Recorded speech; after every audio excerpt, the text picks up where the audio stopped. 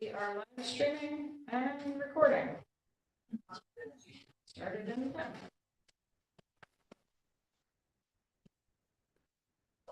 All right, bring the meeting to order at 6:05. Okay, we can bring the, so taking attendance, me, Emily Upper, Kevin McAvoy, Jennifer Evans, Malia Dumont, Brendan Walsh, Lynn Woods, and Julie Noble.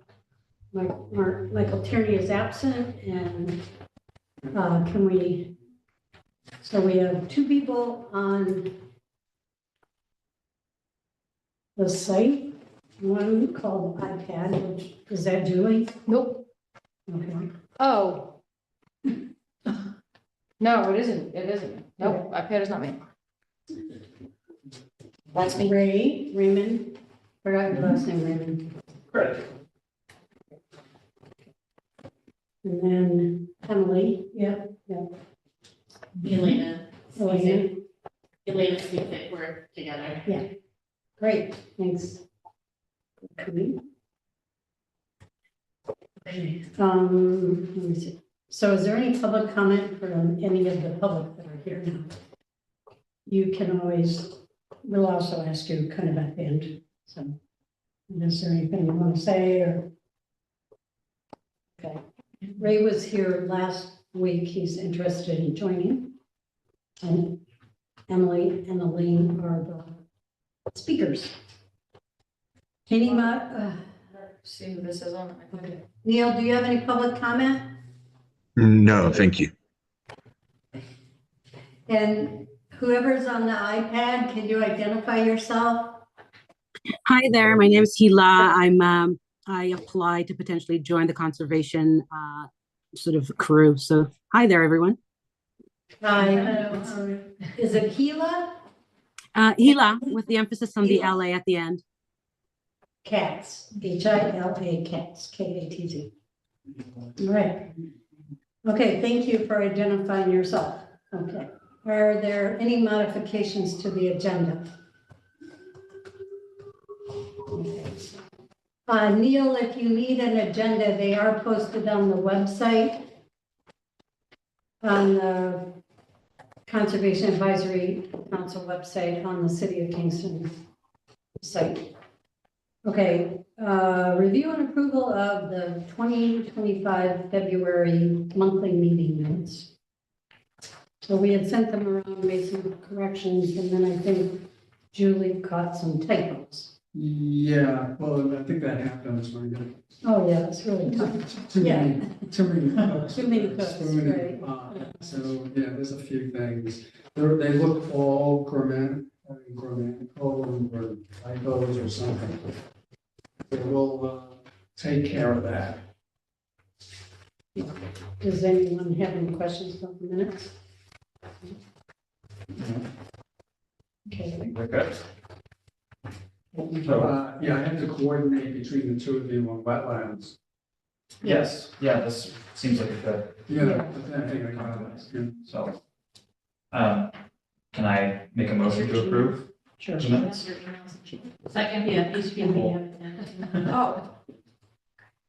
Well, you second it? Yes. Okay, yeah, I just heard it coming from that. direction. I was drifting around. Okay. All in favor?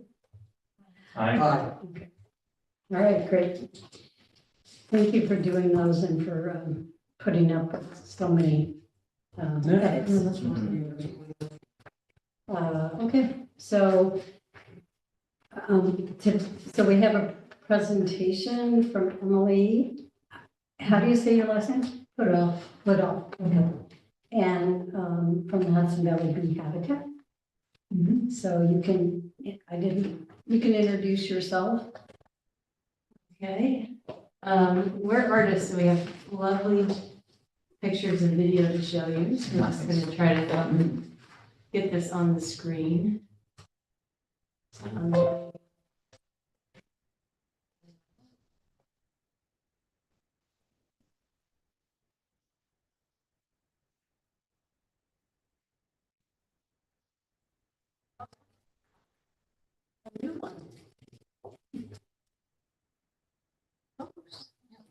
every time because it's not all outside.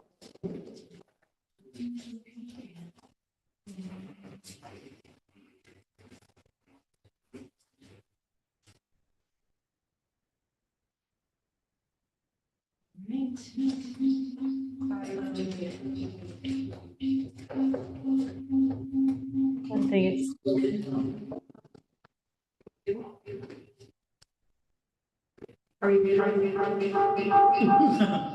One picture is muted, but oh, no.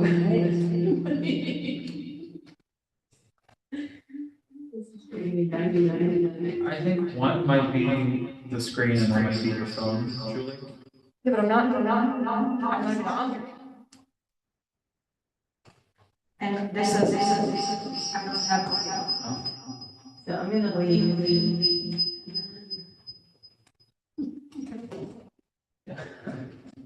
It adds kind of gravitas.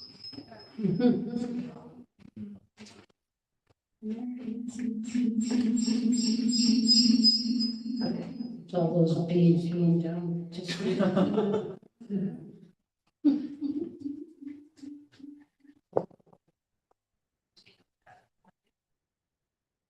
Just close. You know, maybe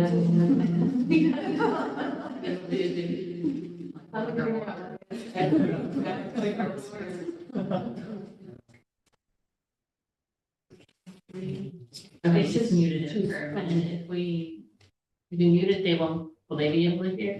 Would that be? You have muted. Can someone who's on the line confirm that you can still hear us, Neil or Keela?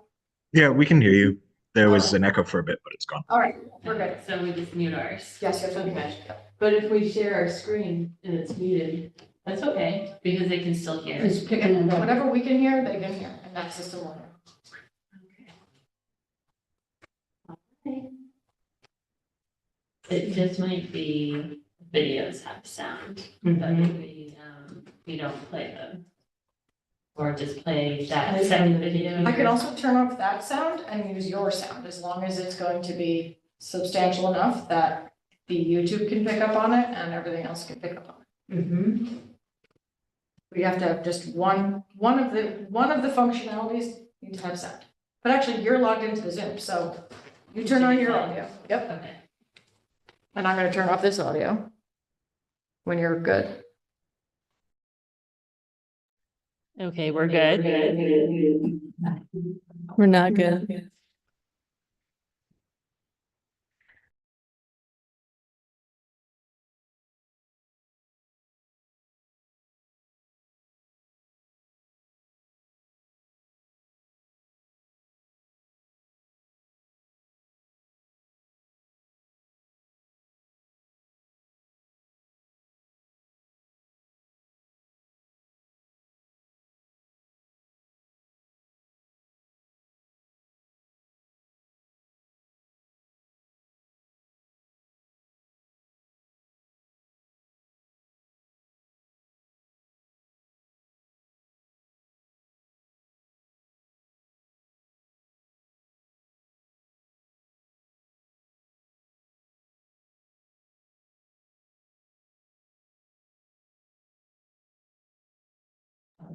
Okay, but that's the problem. I mean, we turn off the volume on the TV.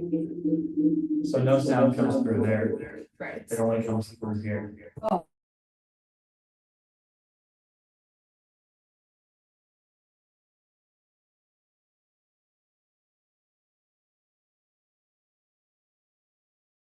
We're just hearing it bounce back through the television ourselves. Hmm. So now we should double check that they can hear us. Well, but we won't be able to hear them say. Oh. Except through their. Oh, okay, yeah, sure. That's what we're getting. Yeah.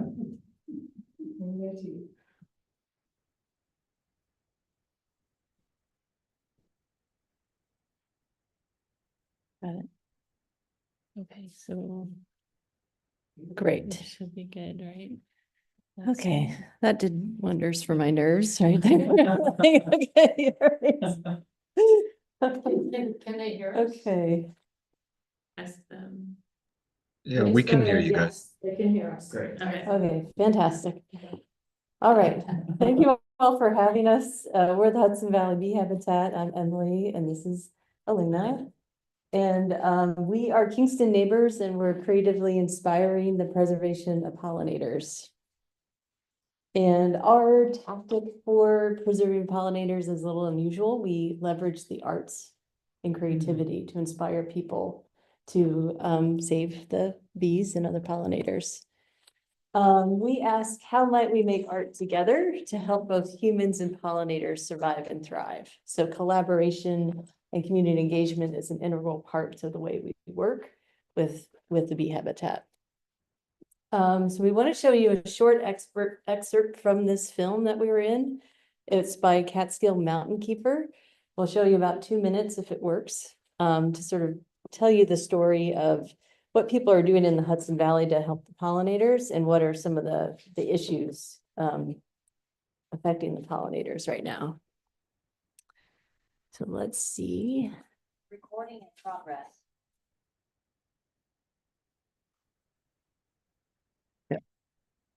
How we are hurting it for our own benefits, but it's not just our benefits, it's our comfort.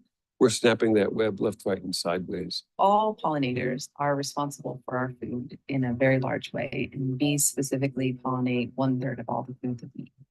So without them, we would really be without basics and fruits, vegetables, even coffee, and the cotton that makes our blue jeans.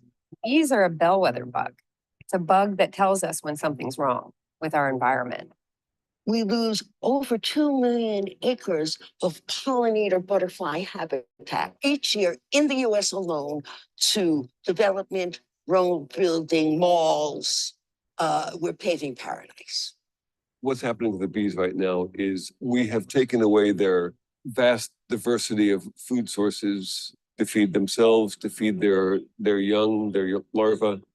And when they can go out and they can only bring back soy or only bring back sunflower or only bring back squash, the food source for them to feed their young is very limited. I always use the example of a woman being pregnant and eating nothing but rice cakes and Pepsi for the entire 9 months.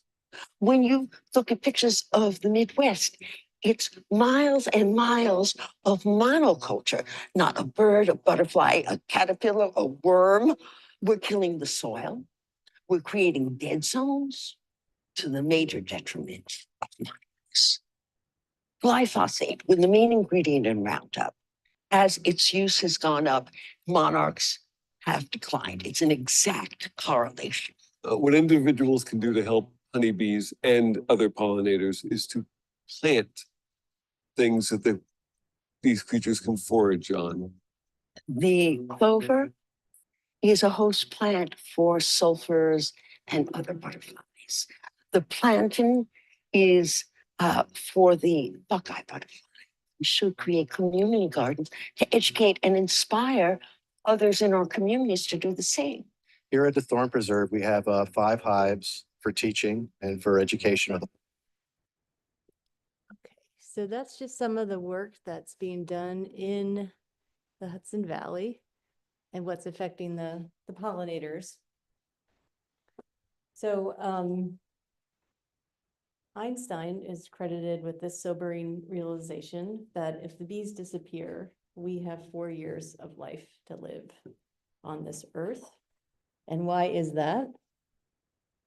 85% of plants exist because of bees.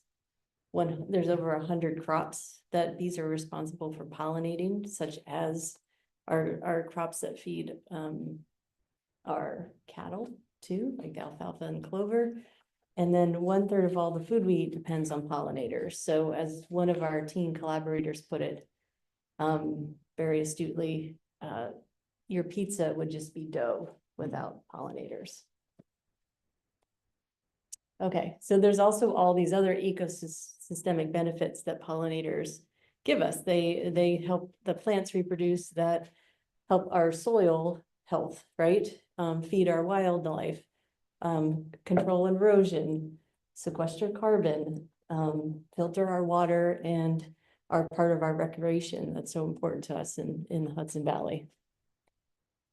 So why are pollinators and other bees disappearing? It's an intersecting problem of factors. So one is like the lack of biodiverse forage. There's a lot of monocultural agriculture in the city specifically. There's a lot more biodiversity in our cities, so we have an opportunity to support our pollinators because people plant all these sort of different plants in their gardens and yards. Pesticides and poisons in our soil, in our plants. Sometimes they're even genetically modified into the plant. And the bee eats that and dies.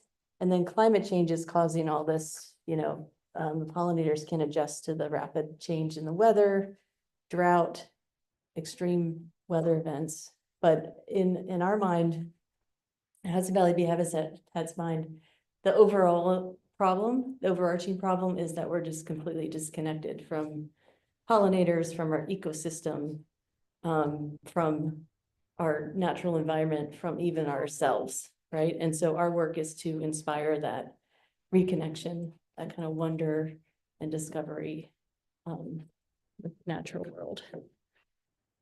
So that brings us to the Kingston Bee Line. This is our big vision for a series of pollinator parklets, gardens, and bee habitat sculptures along the Green Line, the Kingston Green Line, which is our urban rail trail. I'm sure you all know what the Green Line is. This is our proposed map for the Green Line with future sites of where we would have these pollinator parks and bee habitat sculptures.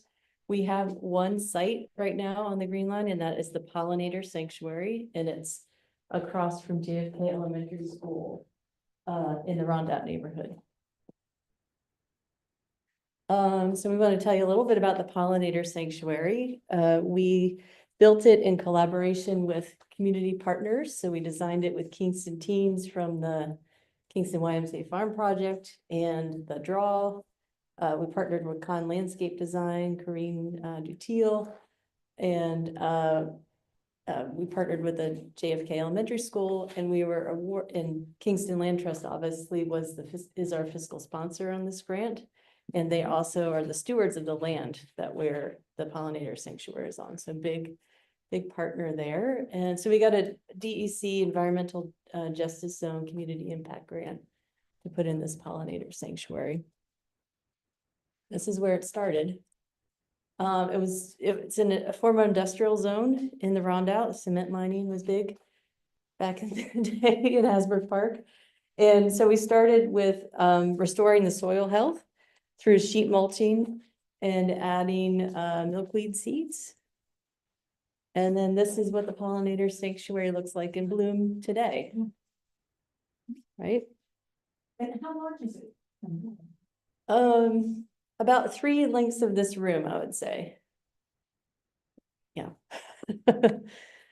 Okay, so art is central to the Pollinator Sanctuary. We put art throughout it, and in the middle of the Pollinator Sanctuary is one of our bee habitat sculptures. And so what this is it's public art, but it's also a safe and sustainable place for solitary native bees to raise their little baby bees, right? And it also has vibrant educational signage that we designed to teach people about pollinators.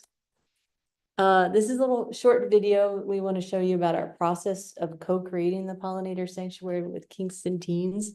It's really important that we, as artists, that we do this with our community instead of like going in and just putting a sculpture or a bee habitat in a public space and no one has any idea what you did. So that community process, which takes an enormous amount of time, is really the art that we're doing with the project.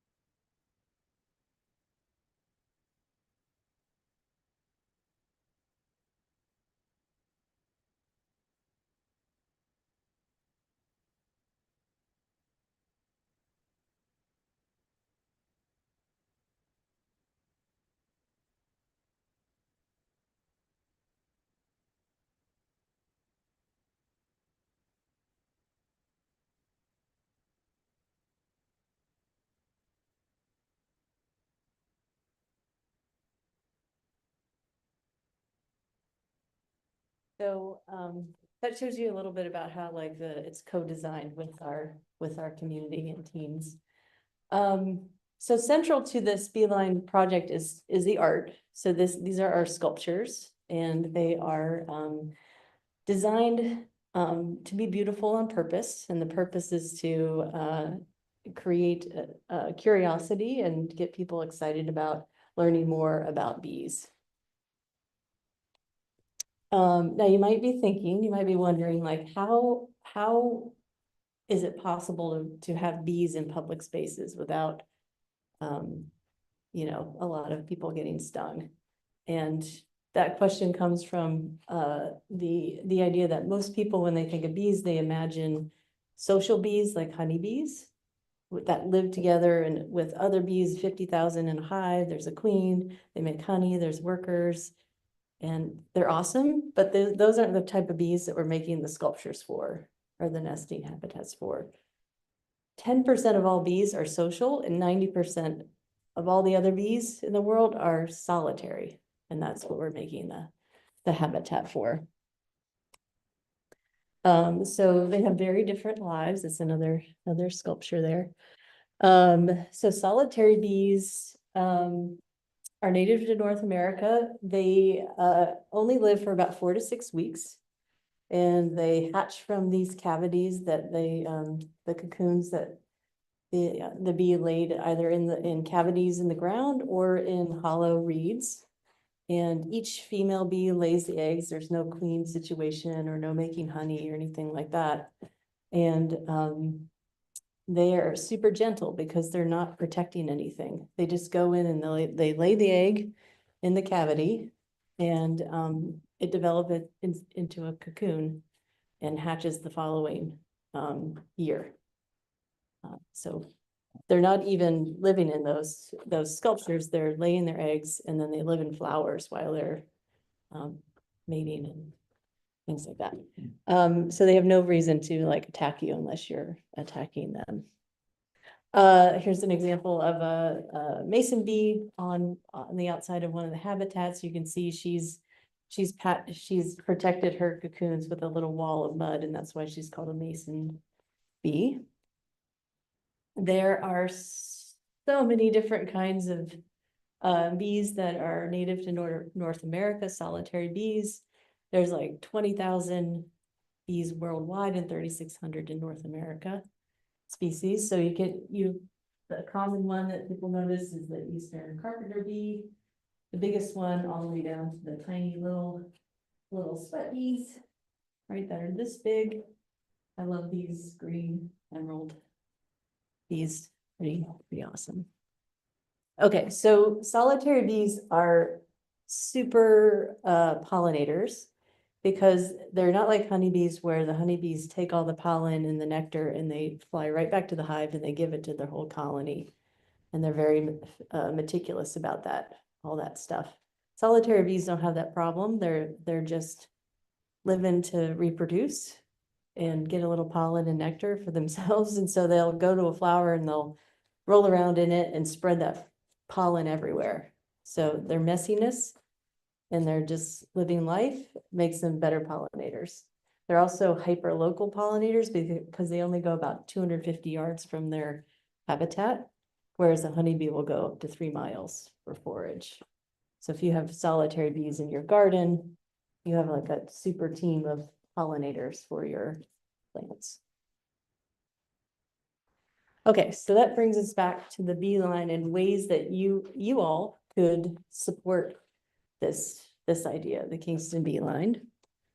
One way is that you could partner with us on grants, and because we do public art, we do community engaged design, we do pollinator conservation, citizen science. There's all different avenues, like to, you know, little pollen pockets we can grab and, you know, fund these projects with. So that's the first way. Another way is that to create a pollinator conservation crew, similar to the bark crew that y'all had, that the city created a few years ago. Beautify and Restoring Kingston crew. It's a group of teens who come together and they they maintain pollinator gardens, and they could do some citizen science projects in that.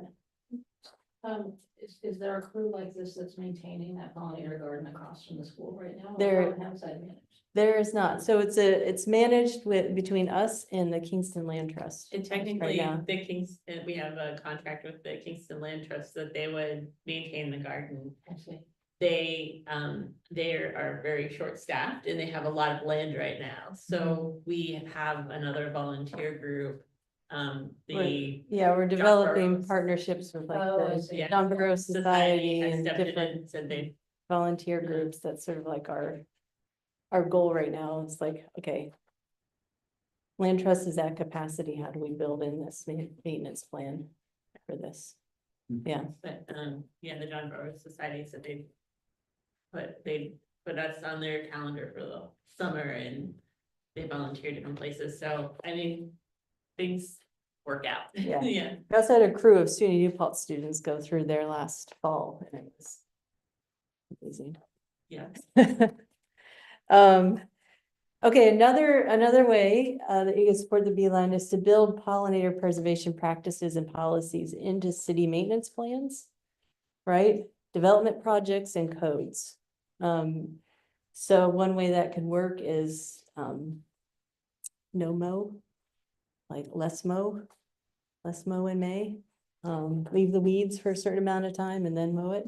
Leave the leaves. One example of how pollinator conservation has been built into policy. That film I showed, the first film I showed, the Save the Pollinators, that was shown for the New York State lawmakers before they passed the Birds and Bees Protection Act, which bans certain neonicotinoids in our agriculture and our seeds. Okay, another one is, and this is Lynn inspired, this is to incentivize pollinator-friendly native planting for Kingston residents. Right, so I think you were sharing it's Charlotte, North Carolina that does this, where they pay for.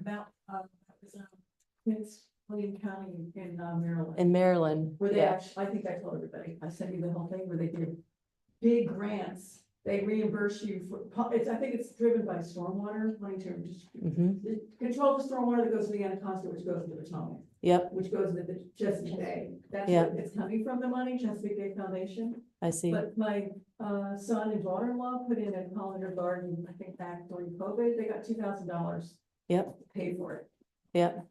And you also conserve water if you plant native plants because Right. they don't require all this constant watering. And to- they're continuing, what I Yeah. see was they're continuing the program, Oh, cool. like they're doing another iteration.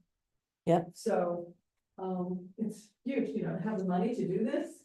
Mhm. Because I think one challenge about the pollinator garden, so I have a pollinator garden in Midtown, but I don't have enough plants. Mm. That's a whole nother issue. If you put in like 3 bee balm plants, Uh-huh.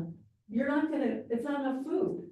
Right, you want something for every season, right? Mhm. But what I love, you're also doing the educational, so I'm wondering, were you working with students from Draw or from Kennedy School, or who were the teams? The teens from the YMCA Farm Project and Draw. So we worked with Draw to design the grills for the sculpture. Because I think the Yeah. educational component is like so important. Mm-hmm. And I'm thinking, Yep. what about doing this with all schools? Yep. Mm-hmm. Okay, and the last one is cross-pollinate. So share your knowledge about how you can help the pollinators. Here are some just really easy things that you all can do. Love the weeds. No such thing as a weed. Dandelion is one of the most amazing plants in the world. Don't use poisons, plant native flowers and bunches that bloom spring through summer and fall. And just mow less often. It's less work for you and more food for the pollinators. Okay, that's it. Thank you. And I just want to add, connected with that, I don't know if anyone saw the article in the New York Times this week, that butterfly populations are crashing all across the country. Yeah. And it listed, we have 128 butterflies in Kingston, but one problem is, milkweed was tested for the monarchs and it had pesticide in it. So the pesticides is a huge problem because a lot of nurseries are apparently using this, we don't even know it, so that's like a big. Well, sometimes they GMO it into the plant, so you gotta, yeah. So if you go by, cultivars are another issue, but if you go by a plant like, you think it's native, Mhm. it might have been treated with pesticide. So there's like, it's hugely challenging. Yeah, it is too. Mhm. Well, thanks for this presentation. Well, thank you. Yes. So are Appreciate- your sculptures, are they the habitat? Is that where the bees? can go? Yeah, so if we go back to that, they are, this part is cedar, sustainably forest cedar. This is stainless steel. Stainless steel. And then inside you have the nesting material, which is hollow reeds. Uh-huh. And sometimes they have nesting trays that you can open up and like observe how many cocoons were in there, if there's any parasites and things, and do some like data collection on them. Does it hinge open or? No, I just, because we want to keep the bees kind of safe, I just screwed that on there. Oh, I see. So Yeah. you Yeah. And you have observed a lot of bees in your sculptures, you've observed. Yeah, Yeah. yeah. So Mhm. if they don't travel very far, do they just kind of leapfrog to a new place? Like, do you know what I mean? Mhm. Like if you plant pollinators, they will come kind of thing? Yeah, Mhm. yeah. So you saw the picture of where the pollinator sanctuary started, and then where it, it in bloom, and there's all sorts of pollinators. And how long There. did that take them? When you, Well, the soil building was about a year, and then we got the grant and we were about to start, and then the pandemic hit. And so that stopped us for about a year. We started our community engagement. And then I only planted half the garden because I was afraid of deer eating the entire budget. And we were testing a deer deterring system that we invented. And so we did for another summer. So it took, what do you say, 4 years? Yeah, we do it we totally? made it twice the size because Mm-hmm.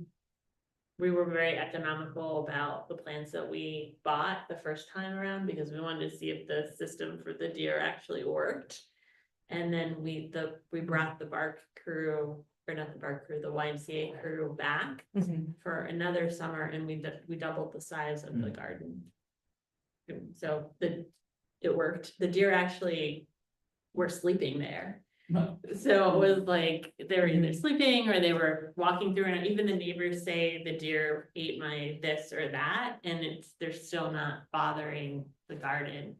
We sprayed it pretty regularly, and we have a system set up where they don't understand I guess the depth perception in the garden. They It's have, like, they have eyes on the side of their head, yeah. so they can't see depth. So we have lower signage and upper flags spaced out. And they see that, and the teens said it like weirds the deer out, basically. They don't understand that and they get scared of it. They don't want to Yeah. go in there. So And then deer resistant plants too, like fuzzy and stinky plants yeah, fuzzy, sticky on plants. the edges. And we did Yeah. just some of that, I don't know, the egg, like sort of rotten egg spray. And the first year rotten eggs. And yeah. that, all of that worked and kept other animals that would eat plants out too, and we were able to double the size, so I know. Mm. I've got a couple questions about expanding, the beeline. One of them is a logistics question for this current site.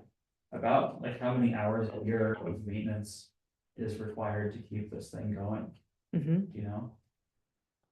Um, I mean, just a ballpark is, I guess. I think we have about 3 community engagement days, and it's like maybe 20 people for 2 to 3 hours Okay, that are out there right. And you've been doing able it, to and get most, people- some of that is just like touring them around and showing them plants and talking about bees, so. Yeah. Yeah. Great. Mhm. I've been by this site. Actually, I think this was like basically my introduction to Kingston was going here. Oh, yeah. And I was like, oh my God, I can't believe they have this. What a great city. So, I mean, it's in really good condition with that And it's just about that much maintenance that gets put into it every year, or, I mean, is the land trust coming in like every week or something to, No, okay. no. And also, I mean, they're also native plants too, and so there's like, they don't need to be like constantly maintained. Right. But do you have to water in a drought, like when it's very dry? No, so we built permaculture beds, hugelkultur beds. So the whole site is sculpted. So underneath there's wood logs and wood chips, and that becomes a kind of sponge for the plants. So the first year we planted it, we did have a drought and we couldn't water for a month. And again, I was freaking out. I was like, so there's all our plants. But the hugelkultur, it helped them survive. And also, again, the native plants are more resilient to those drought conditions. So what kind of maintenance do you need to do? What's the work? The work is going in and like clearing away any, it's mostly at that site is mostly like clearing away some of the wine berries and stuff that are starting to encroach onto the pathways and vines, more like invasive, like maintenance. And then like cleaning up some of the just like the leaves. We do a big leaf cleanup and like compost those. And we mulch the paths because like the kids use that path quite a bit to go to and from school. And so we make sure that the paths are clear. But with these pollinator gardens, you don't really want to like clean them up or prune them or do anything like that because the bees are gonna use our sculptures, but they're also gonna nest in those cavities too. So it's like also little candy wrappers and trash is like kind of a maintenance thing we have to do. It's also, I think it's a more challenging sites than a lot of other bases in Kingston, because it had like behind the garden, there's the wine berries and things that were there pre-existing. So we tried to remove as much as we could before we planted, but it kind of has, this existing sources, and a lot of times when like, I look at like other sites around Kingston, they're just sort of like all grass and flat and there's not much there, but this particular site has a hillside with stuff growing and it's gonna sort of, it'll need more maintenance. And the teens wanted to leave that as a sound buffer because there's a lot of sound that comes up the hill from 9W, and they wanted that sort of green buffer to dampen the sound in the garden. Are there other sites that you guys have in mind along the green line? Or you're thinking this would be a great. Let's go back to This first pollinator sanctuary, it was owned by Kingston Land Trust, right? Because they have that other park down the slope. Yep. Okay. Yep. It's adjacent to the forest sanctuary. Right. Yep. Yeah, so okay, so these are relative sizes. So the pollinator sanctuary is pretty big. We see another one at Midtown Linear Park. Pretty large one, and then some mid-sized ones. We're talking with Karina Nadej about one at the YWCA right now. We're talking to them about Midtown Linear Park. Post Office Park would be cool. There's already native plantings in there. One right outside here at City Hall in the grass. One at the Pollinator Garden at the YMCA. This is, that's City Hall, Hasbrook Delaware Parklet. That's really where we started is thinking about the beeline is at that site where there's like a sidewalk that curves around. And it's kind of like an entrance, above entrance to the green line. And then one on the other side of the bridge there. And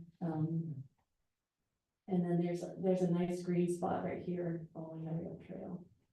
One at Rondout Community Gardens, some things along Broadway here, and then one down on the Strand. And what you're talking about here is not just a pollinator garden, but the sculptures as well. Yeah, Yeah, like you could have a network of those sculptures and like different educational signage or discovery they at go- each one. But they go hand in hand, right? You have to have the plants Mhm. to go with the habitat. So each would be in a garden with the sculpture. I mean, you don't Ideally, have to have that's, I mean, plants. that's what we're envisioning. Yeah. Right. Mhm. Yeah. Although I assume one could also put your sculptures in one's pollinator, like you could, do you sell them, your sculptures? Not yet, but we Okay. are working towards that. Yeah. Right now, we're at like public art commission level, but we're working on a design that would be more individual homeowner. Yeah. You don't have to. So do you have any more grants that you're applying for to expand this? We are gonna do another DEC grant, but that would be for outdoor classroom next to the pollinator sanctuary. Cause I And, went to yeah. presentations by the, I can't remember his name, but it was, there's a whole movement Mhm. and resources about this. And she said there's money available. I guess from DEC, it's probably the same source. But there's grant money available for this kind of project. Mhm. I guess you're demonstrating that. I'm just wondering if that's separate funding from what you're talking about. Yeah, I mean, Do you know what I'm talking about? They've been giving presentations. It's called Pollinator, I shared. the oh, website. pollinator partnership. Yeah. Pollinator pathways or the. Yeah, the one that has all the database about all the kinds of plants and all the That's the- pollinators, but. Yeah, Jen, you Yeah. know about that. That's We talked the about one, it. the Yeah, first one probably on Avalon. Right. Yeah, that's Avalon. Yep. The Yeah, that's ecological it. restoration Yeah, yeah, yeah. grants. Right. Mhm. So Yeah. they are not these. But those are separate grants. They are private funding. Yeah, because they're Mhm. doing EJ grants, right? Environmental justice. Yeah. It's Mhm. very different from the pollinator. But it's another source. Have you also Yeah. looked for grants from arts organizations? We have, this actually started with, we were finalists for the Art Place America grant. It was crazy. It was right at the beginning of this whole idea and we asked for $500,000 for the Art Place grant. We didn't get it, but we built out the vision for it. And Art Place was only a 10-year granting cycle, so they don't do that again. So we're looking for more arts grants. Mhm. I'm on board. Okay. Yeah, I think that's the beauty of this is like we can go through the arts, we can go through science, conservation, pollinators. Yeah. So all these little, yeah, like every grant that you find, like, let us know, like. We'll look at it and see if it's possible. And the great thing is you Yeah. have this example already. Right. So you can bring people over, kids over, schools over and show what you've done. I mean, you have. Yeah. You've proven Mhm. the effectiveness of this. Mhm. So you've already, that's like a major. Yeah. Does this connect or have you guys, thought about how you might connect with people who have their own personal pollinator gardens? So for example, like I registered mine, a while ago, with I think the Wallkill Land Trust, because they have more of a pollinator focus than the Kingston Land Trust did at the time. And then there's also like, I forget, I registered mine in a couple different places, and I don't Mhm. remember all of them, but there's various organizations that, people could, there are a lot of people like me and Lynn, whoever, who Mhm. try to connect with other things, but it'd be really cool to expand the community of this to, bring in, and to make people feel like they're part of the Kingston Beeline as well. Mhm. Yeah, I think that'd be super cool to have all these like little dots throughout Kingston. That's like this is all like these pollinator gardens, right? Humboldt National Park is. Yeah, Yeah. it's Doug telling me, Yeah. that's what, I mean, Woodstock has 116 people, last time I checked, who Yeah. signed up to it. But For when Doug I telling talk- me? Yes, but when I talk to them, they have someone from their land trust, like a paid person managing it. Hmm. Cause you have to register on the website, it takes Yeah.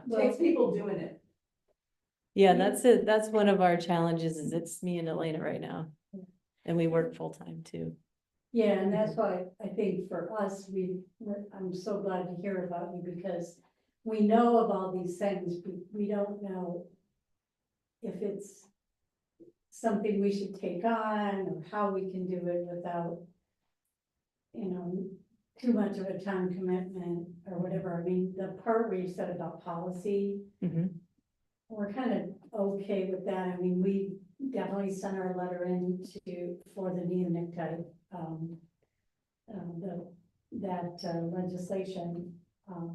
So I guess we just, yeah, we need to know how we can do this because, like, just like encouraging people to register for one of these things to say, yeah, I have a pollinator garden. And then, you know, Julie or someone else has a GIS expert intern, they could map that, right? So, and put it out, that kind of thing. Did we only have community gardens on some of our mapping? I thought we had a community garden map. Yeah, it's like a Google map thing, but it's, yeah. But it keeps changing, right? It's like a moving target. But the other thing, Emily, in the zoning, it does recommend, that's what we have a letter we wrote. Yeah. For a pot store that opened on Green Hill, because the zoning, I think is recommend or require native plantings. Oh, So cool. there is something in the code. Yeah. That sort of pushes people towards that. It's not If clear they're what the people paying are. attention to it. Yeah, it seems like people aren't ignoring it. We wrote a letter saying, hey, this is what the code is. We cited the code. And we mentioned that was our main example, because they only put in some like grass and, boxwood, I think, hardly anything. And then there were other things that we mentioned in our letter, new projects that they should, but we haven't heard back, right? We Yes, sent this yes, to planning yes, we department. have. I can report on that, Okay, so, but again, we were very, very engaged in the, new zoning, the form-based code. So some of that language is because we were putting the words in. And so, but we can change, we can ask for, it says something like suggested, but they're supposed to write a letter and say why they couldn't put native plants in. So that's just getting everything to happen. So what we're doing is we're developing a list so that the planning department can point people to the list. But we can, the list for plants. the list for plants, for native plants, and they're not just pollinated, they're native plants. But, I think everyone would like pollinators, but, also. But native So- plants, all native plants are pollinated, aren't they? No. Not necessarily. Yeah. So anyway, I think, we're just still, we could make a decision tonight, but like, volunteering to come and help you, that's, individually or whatever, doing something in there, if Earth Day, but and then some of the ideas you brought up,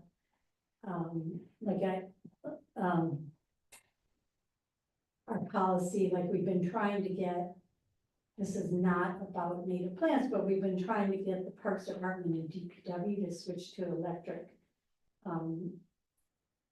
battery operated machinery instead of gas. And that's a noise and a kind of OSHA, a safety thing, really. So those are some of the things, and I can't remember what's the policy with pesticides, because I confuse it with the county. We have a non-toxic landscape Yeah. management plan. No. That only applies to city property. Right, and we tried to give it for sidewalks, right? That didn't work. Right. So it was cool. So those are the kind of things, so if we welcome you to come back and just give us some more ideas, and if you need us to, write a letter, if you do write a grant or something like that, I think we can do that. That would be helpful. Yeah, that's really helpful. And Yeah. it's like, we've talked maybe about City Hall, right? That's very visible, it's a huge lawn here. So if you did something there, maybe that would be working in conjunction with the city or something. I don't know, I'm just talking aloud, but I'm thinking that would be a real, like the city as an example of doing something. Well, Yeah, and there's, if this were to, I mean, I don't know if you've done a parcel identification for each of the locations, presuming that most of them are city property, if not all of them. yeah, most of them are like right along I think Yeah, So I need to be in conjunction with the city. yeah, And some that's of where them that partnership already comes have, in. you know, they already have plants in them, Right. but this would be more substantial, Mhm, what you're thinking. yeah, Right. and there's a whole Bee City USA initiative too, Yeah. that Kingston could become a Bee City USA, Um, get certified in that. Yeah, I think that's one of the things, because there's also like monarch one and the ones just for Habitat for Animals and the Doug Ptolemy's, and Mhm. so there's so many that we could promote and let people know about for their own backyard. Mhm. I'm just gonna suggest one minor correction on Mhm. your map here, Mhm. on the lower part, that's not Broadway, that's 9W. Oh, Broadway was the one going Broadway's off to the here, left, yeah. yes. Yeah. Oh, but that's like where the green line goes. Yeah, Yeah. exactly, Right. right. So, yeah, that would need to go over there. Okay. Thank I you. was staring at it like, Yeah. why am I feeling something? What's wrong with that? Have you been in touch with Greg about the Red Fox Ravine? Because we have some pollinators in there too, plantings that were done. Yeah, we've talked a couple times about that central location where there are pollinator plants in there and like maybe splitting off plants in Yeah, the sanctuary yeah. for that. Yeah, that would be cool. And I think Kristen Kessler at the she's been at Woodwell Kingston. I believe she has the most recent community garden map. It's like a couple Oh, of years that's cool. old, but not, it's not ancient. It's not like the maps that we were using years ago. This is, more recent. Do you have it? No, Oh, okay, I don't have it right here, but I think I can get it. I Okay. have it on another drive. that'd be cool. Okay. All right, Will do. nice. Thank you all so much. I hope that has seeded some ideas. Oh, did you? What? Did you do both films? No, Catskill Mountain Keeper did the first film, but we were in it.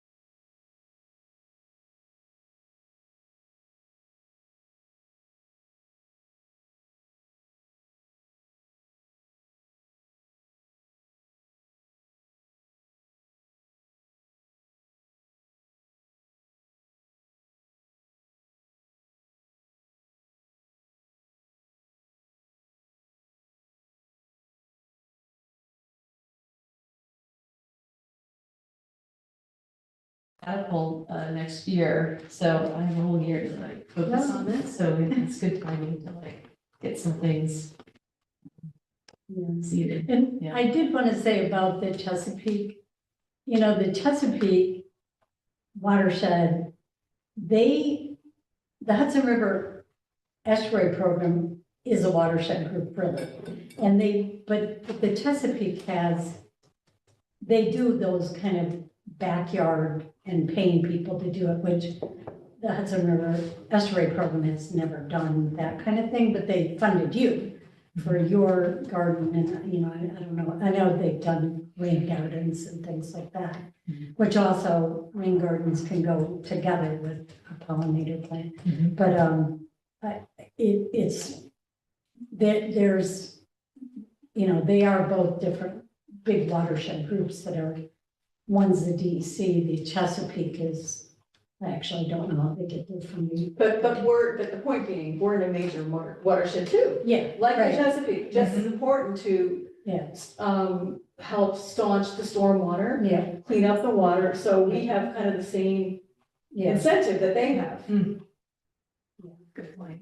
And I don't know how many other counties, I mean, this is a county right outside Yeah, DC. my sister lives in Montgomery County and she's gotten money for a yard and she also has done everything at her church. We brought in lots of money.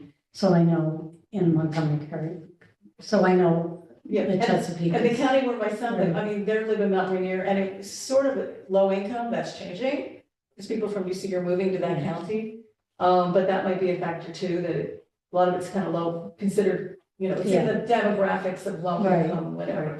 But it's an amazing program, and, you know, I shared with you the huge, I mean, so much information. If we, I think, Emily, if we could like do some kind of education campaign online or something, you know, that would be a start, right? Just, because there are a lot of resources. Alrighty. Thank you so much. For the forest sanctuary. But the protocol typically is for me to contact Greg. Should I be contacting you too if I see a problem? Yeah, Okay, that'd be great. okay. Will do. Thank you all. Do we want to say we should circle back around to this next month and see if anyone had any more ideas about things we can do?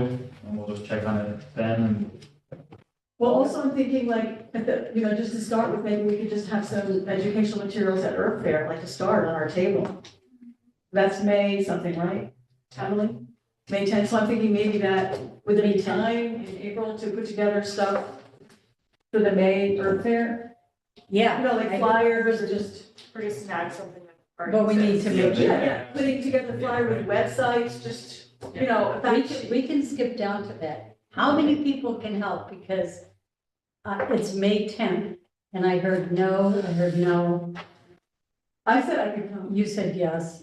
I mean, You said yes. so it's a weekend day, I'll right? be there. Yes, it's a Okay, Saturday. then- Saturday. I'll be there, but I don't know if the climate smart will rope me in like they did last Right. year to some, to a different thing. What time is it going to? It's 11 to 5. 11 to 5. I might be able to come later in the day. And then we need to, like, I think that Helen bought her own canopy and the canopy, you You need mean like, shade. we're not gonna have it? We don't need to find it, we need to find shade. And so there's just some logistics, but, And fill out the application. and fill out the application, yes. Brianna did that last year. But if we agree that we are all available between four of us, because Helen and Brianna were really helpful also, besides Helen. Well, you know, I have an incredibly busy thing that came up with my family. I'm not that available, but I can just devote whatever time I can give to that. Okay, wanna because come you to said that. you said And you make that's it all. a banner. What? Yeah, if I just focus on that, that's all I can do for this, Okay. the next 2 months. And we can talk, Emily, and I can come up with a banner, that gives me a focus, but that's not all I'll be able to help with. Okay. I need to double check if I actually can do this. Okay, so that's all. I could say I could help if I'm a part of this. Oh, thank you. Great. I don't know what you need, but I'm gonna talk to you. We need My friend interesting at the things for campus kids for to the do summer, because remember everyone saying else nobody's had something that plastic. kids could do and we Call my didn't. friend. We want to do that, we need a sign. That's what we need. We need something that's gonna attract kids. And, anyway, okay, so do we need to, where is that on the agenda exactly? New business. It's all the way down there. Okay. Fill something in. Okay. I think what I did last year was I was working with Anthony, hauling refrigerators, so my back gave out. And then I was right. over with Brianna and Helen for a little while. And then the Kingston Land Trust had a table, so I was over there with Andy Warner and, you know, just sort of. All over the place. Yeah. And then I was up at the. All right, I guess. You don't I'm have good. to, Kevin. Well, so maybe you should wear a pair of bee wings and you can be the pollinator. Great promotion. We have our own pollinator. I think I've Like seen the- somebody do that. Like the fly. Yeah. Oh, I think my sister did some art project once time. Well, the mayor of Poughkeepsie, you know, they're the bee city and Yeah. she had this amazing one in the soapbox derby. Really? She had a car, one of those little metal cars, and she went zipping down the wings and everything. That was a long time ago. All right, so, for old bit, council member applicant appointments. So do we have any? So there were there's just one new application since the last meeting from Gila Katz, who's online. And, then we also have pending still, we have Ray, who we received in past, and then I actually didn't bring my notes from me from last time, but there are several other applications, but. They're in the minutes. Oh, yeah, they should be in the notes, right? So it's, yeah, so what, And there are 3 vacancies. I know, I just want to know on the last agenda, I had put 4 vacancies, there are 3 vacancies. okay, 9 is the total maximum number of members that can be appointed, there are 6. so Ray Krennicki is here and Eugene Foley was the other one that was interested. Gila, do you have any questions? Not at the moment, just observing, how the meeting is going and listening to everything. If you're speaking, we aren't able to hear you. Oh, Is that because we turned the mic off? Yeah, I can turn the volume back on. well, you might have unmuted it, but it's not projecting any sound. Oh. All right, we can hear you now. Can you hear me? Yep. Yeah. Yeah, no questions. Just following along as you're going through the meeting, observing how the community work, the council meeting sort of flows and works. Okay, and we do meet at this time, the second Tuesday at 6. Okay, always in the same conference room? Yes. Yes. Yes. All right. There's only 2 conference rooms in the whole building. Okay, If won't you make it too want to complicated. Just go to the other one. So, okay, well, we really want you to pay, you can watch us, and if you have questions, go ahead and interrupt. And then Ray, what are you thinking? Do you have any more questions, or What's the application and where is that? you've already applied? Oh, that was the application? That was the application. Okay, there you go. It's in your hands now. Yes. Well, no, you have to tell us if you're interested. I'm interested. Okay, all right, thank you. Okay, so then we have to, What would typically happen is that if Ray wants to say anything else about yourself, then you can, and then you would go into an executive session to discuss and make a decision about a recommendation to the mayor, yay or nay, and then end executive session, and then make it a motion yeah, if there's action to be taken. yeah, so we can, if you're positive, we can take that action tonight. If you want to think about it for another month, we can wait. But in the meantime, do you have anything more to say? I guess the only other things that I can add about my own personal stuff is that I was an Eagle Scout in New Jersey where I grew up, so sense of community and being a part of what little, I grew up in Jersey City, so there wasn't a whole lot of natural environments. So holding and preserving those were pretty near and dear to all of our hearts. So I guess that's kind of where my brain always leans to, although my professional life is not involved in that, so I'd like to contribute that as much as possible outside of my professional life. So keeping people organized or just being, grunt and having boots on the ground is kind of like where my brain goes to.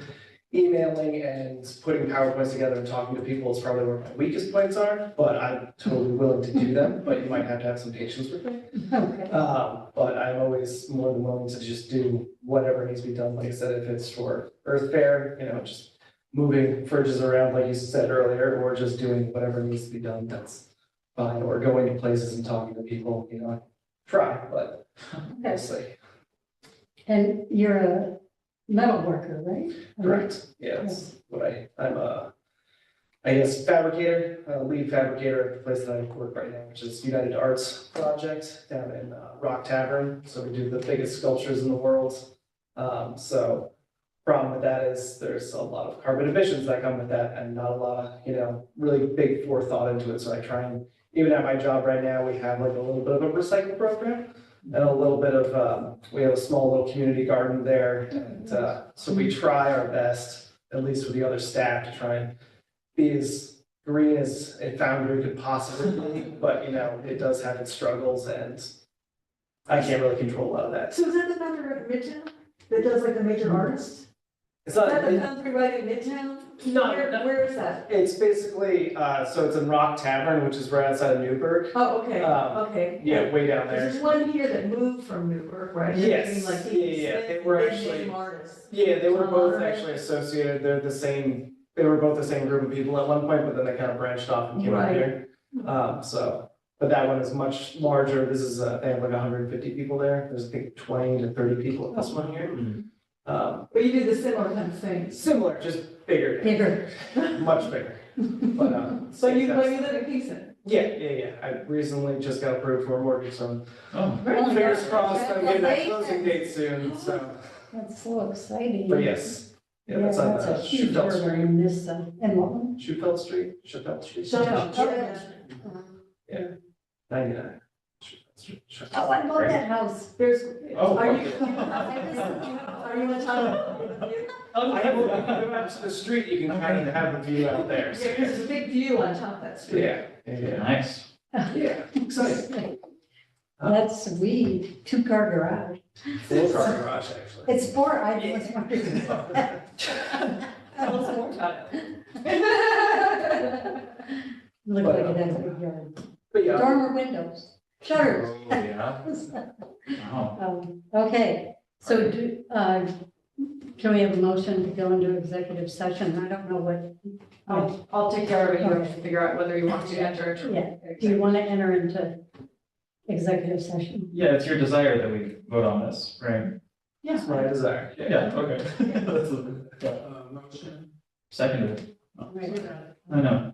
It's okay, you can take it. So you All right, so you need to vote. so- Definitely you have to step out. The motion has been approved. Still need to vote. Oh, all in favor? Aye. Okay, so we're entering into executive session Just wait for 7:16. So folks online, unfortunately, we will be entering into executive session, so you're not going to hear or see us for a couple minutes, but we'll be back when we exit from executive session. Alrighty, thanks.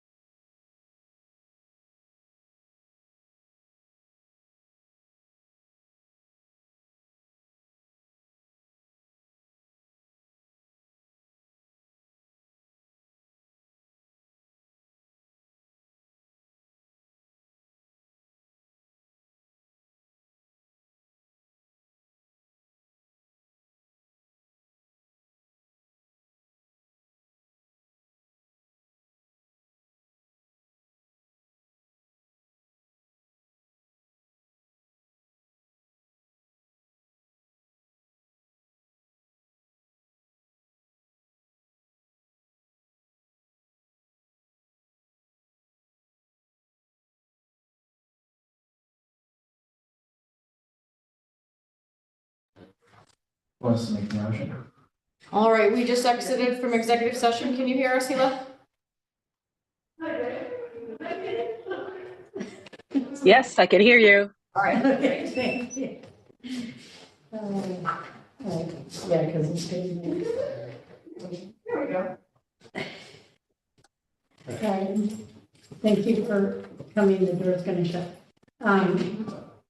It's, okay, so, can I have a motion?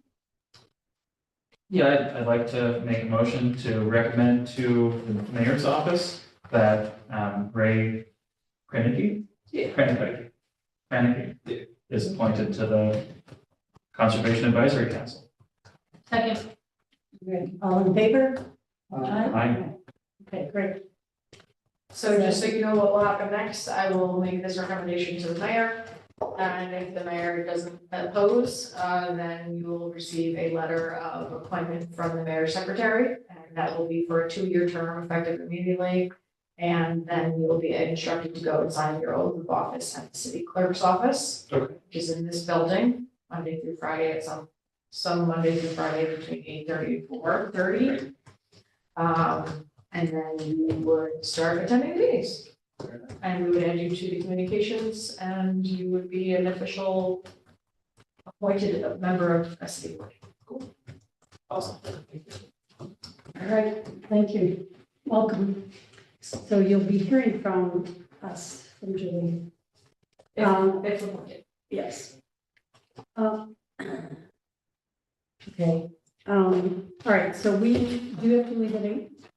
I can stay a little earlier tonight, yeah. Sorry, I hope we pretty involved. Yeah, it's fine. Okay, so there's, I would really, there's a couple things on the planning, in the planning agenda.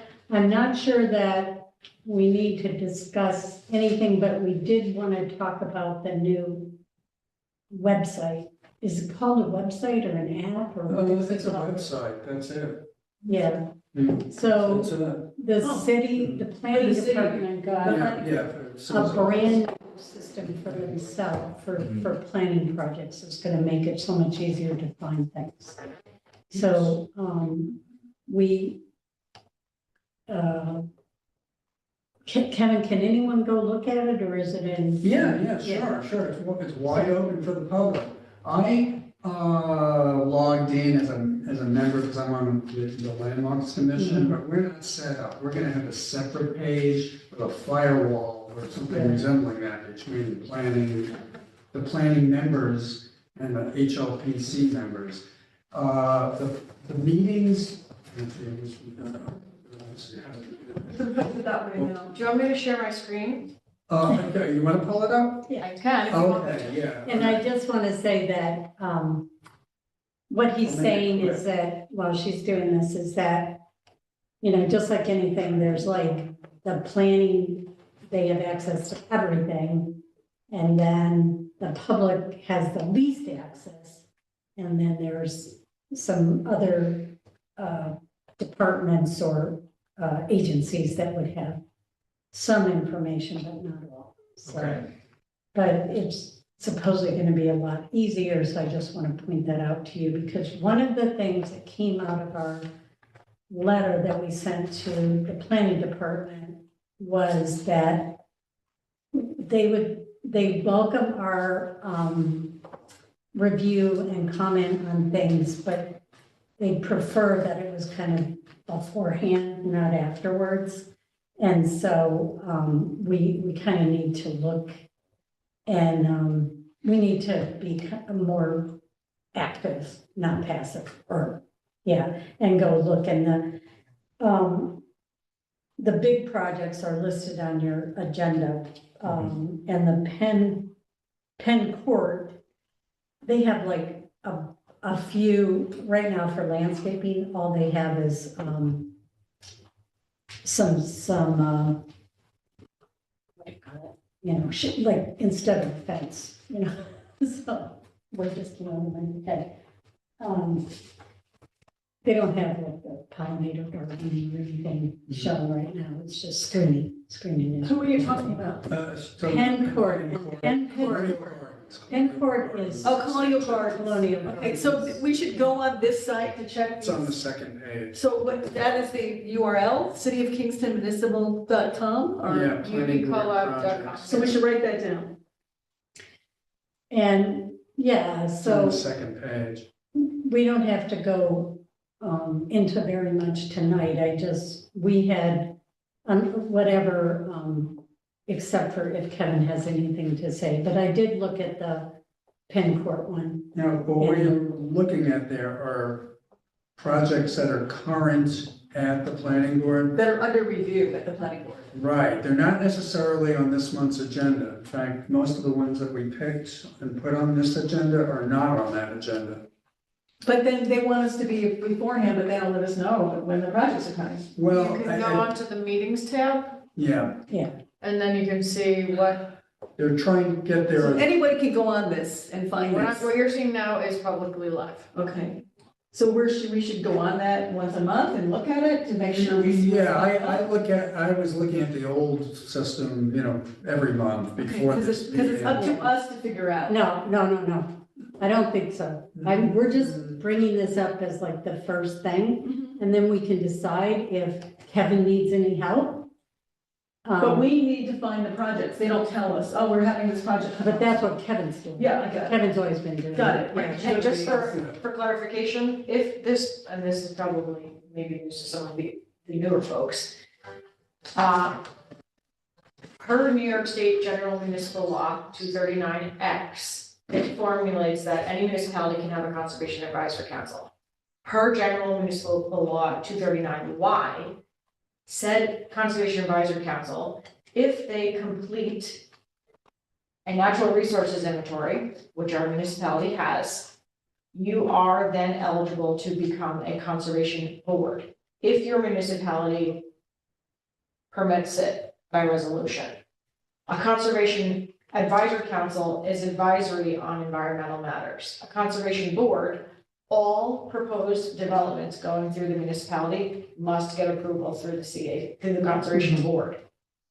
So that sounds like a good move. We have chosen not to go that way. To date, we've chosen to not. It's like really a lot of time to really dedicate and go through this. And so far to date, we have a reputation and a rapport with the planning board where we do that in an amicable way already without there being any feeling of Do this. additional layer of approvals that need to happen. But it could be the position of this current makeup of the CAC that you might want to move forward with trying to become a conservation board. But then some bodies need to be able to commit to reviewing every development that comes through the city. How many developments come to the city about? These are all, Well, there are other boards that I know that's been like, have 4-hour meetings. Right. so, and most of them meet twice a month. Right, so I have a question. The letter that we sent to the planning board about the pot store, did we get your back? Yes, we did. And I went and talked to her and everything. She basically said she appreciates what our comments, and that she would prefer it if we kind of did it earlier on. And that's why part of this is to look at all these landscaping plans and to provide the resources that are going to help the project applicants. So the way it's left is we will provide some resources to help the planning board. We should be in, but here's the thing, with the pot, what's it called, Lucky Ladies? Lucky Ladies, yeah. I think in the plan, I remember looking at it, their landscaping was very different than what they actually did. They had a lot more plants. I remember seeing a blueprint and it looked lush, and that's not what happened. That we could follow up with so I guess what I'm saying is, she's saying that we should be looking at those plans. Yeah. Before they plant, right, before they build and plant. And at that point, we should be saying, hey, the zoning says you should put in native plants, here's a list of things that might be appropriate to help people do that. Because we can't expect people just to know what to do. Right. Okay, the reason I'm asking this now, if it's out of order, is because, you know, if we're just advisory, we're effective as an advisory group and people respond, you know, then I guess there's some effectiveness, right, in being Yeah, an advisory group. right. Yeah. So the next step, and we can talk about later, is to get together, figure out how to do that. What would be, well, what resources? No, oh, But we already you talked about it, provided, yeah. you provided the So- resources. So she's is that provided enough the for the resources planning board? on They the got some agenda. resources, so is that enough? No, Jen put in, Right. I don't know, 10 pages. Right. Okay, so, no, I don't know, but Right, she did a lot of work. Right. And there's more we can do with just like beefing up our own website and things like that, but we're moving forward. right, on so that. what And then, yes. so I'm saying, and- though, that's a resource that we can just Yeah. give the planning board, or how would she get it? How would they want us to? She would point to our website. So our website would have these resources on it, and that would be, they could just say, go to the website and you'll find out what you should Yeah. plan. Because, yes, well, it's not a formula, it's not a menu, it's just more like, here's plans that you shouldn't plant. Right, because we I mean, can't, We're our not, site's different, yeah, but that's enough, that's really what planning board needs, because it's up to them to reinforce the code. yeah. That's But part we of our can letter. provide, also, the other thing is that the bigger projects that are not going in front of the planning board, they still have landscaping plans. Yeah. And so we And need to. stormwater frequently. And yes, and so we need to figure out how we can, if necessary, comment on those. Yeah, I don't think Payne Court is quite ready. Yeah. It's all preliminary. Right. Yeah. But no one else is really looking at this though, in the city, like when it comes to Um, landscaping. Well, yes, the no, arborist is now. Who is? The arborist, the. Oh, right, we have the urban, so he would be The urban involved. forester is much more involved now than. 'cause Right, he's he'd be new. involved with trees, not. No, but he yeah. also has the knowledge and he has been responding. Just kind of the same time we wrote the letter, Mhm. he started. Right, I remember him coming here, yeah, he's great, so, He started providing some resources to. the so he planning meets board. with these developers. No, he doesn't. I think he just looks at, one of the things she explained is whenever there's a project, she has to send it to engineering and DPW and fire and police and, all these things. And the arborist is one she sends to. And then because depending on what it is, they have to comment and they have so much time to get back. Because, if they don't have, a good example is if you don't have a way to, if you don't have if it's a big development, you have to get fire vehicles in and out. Right, So the right, fire but department- do we get informed too? When you said she goes around to all these, well, maybe we should be on that list too. If we were conservation board, we would be on that list. But we can't just as an No, so advisory. we're just doing it, We could. Because We it can seems still like see we them. should be, because if Yeah. she's saying we need to be more involved early on, then we should be on that list. I can ask her. Well. That would be an easy way to know that know what's happening. Do we want to take a look at a practical example? Sure. Sure. Yeah, just take a minute, 'cause- We have Bluestone Court on this Right. agenda, Yeah. and they have it on their agenda. That would be on the second page, I believe. So Bluestone Right, Court is thank off you. Lucas Avenue. Okay, click on that. We're gonna, on the left side, we're gonna see public, well, we're gonna be site plans, there's gonna be a lot of stuff. But there should be public comment down below a little bit. So it has a map you can see, and then Yeah. there's tasks, files, history, links, Right. and team. And there's an overview, so any, Recent changes will be if they've resubmitted something or if submitted something new. And then the one of them is from Tanya. You might want Is to. that Tanya, T. public Garment, is that public public comment? comment? Yeah, you Oh, I might see. click on Tanya's and you'll see a substantive comment on form-based code and open space. Oh, cool. And for those of you that don't know Tanya, she's on the zoning task force and is instrumental in getting the Dover Cole here. So here she's like citing the code, right? Yeah, Yeah. she's now finding the usable open space proposed. Oh, yeah, because Right. that's a big enough And then she project. cites the. So she's saying they're not doing this. Yeah, she's commented on this on a number of projects, a similar comment. Uh-huh. And so that's something we could have done also. Okay. It could be, but it doesn't hurt to have Tanya do it. No, I mean, so then my question is, then this goes into, who's supposed to respond to this? The planning board, the developer, both? Oh, it'll go, it's gone to the planning board, yeah, planning I mean, department. they're the ones that hold the developers foot to the fire and say, hey, you gotta do this 10%. Yeah, and there's another aspect to this website that the planning board members, I think under members, they have special access Right. that the public doesn't have, and I don't have access to that. I'll probably get access to the HLPC portion at some Right. point when that's ready. But But- if we submitted a letter, Yeah. would we be considered the public like Tanya?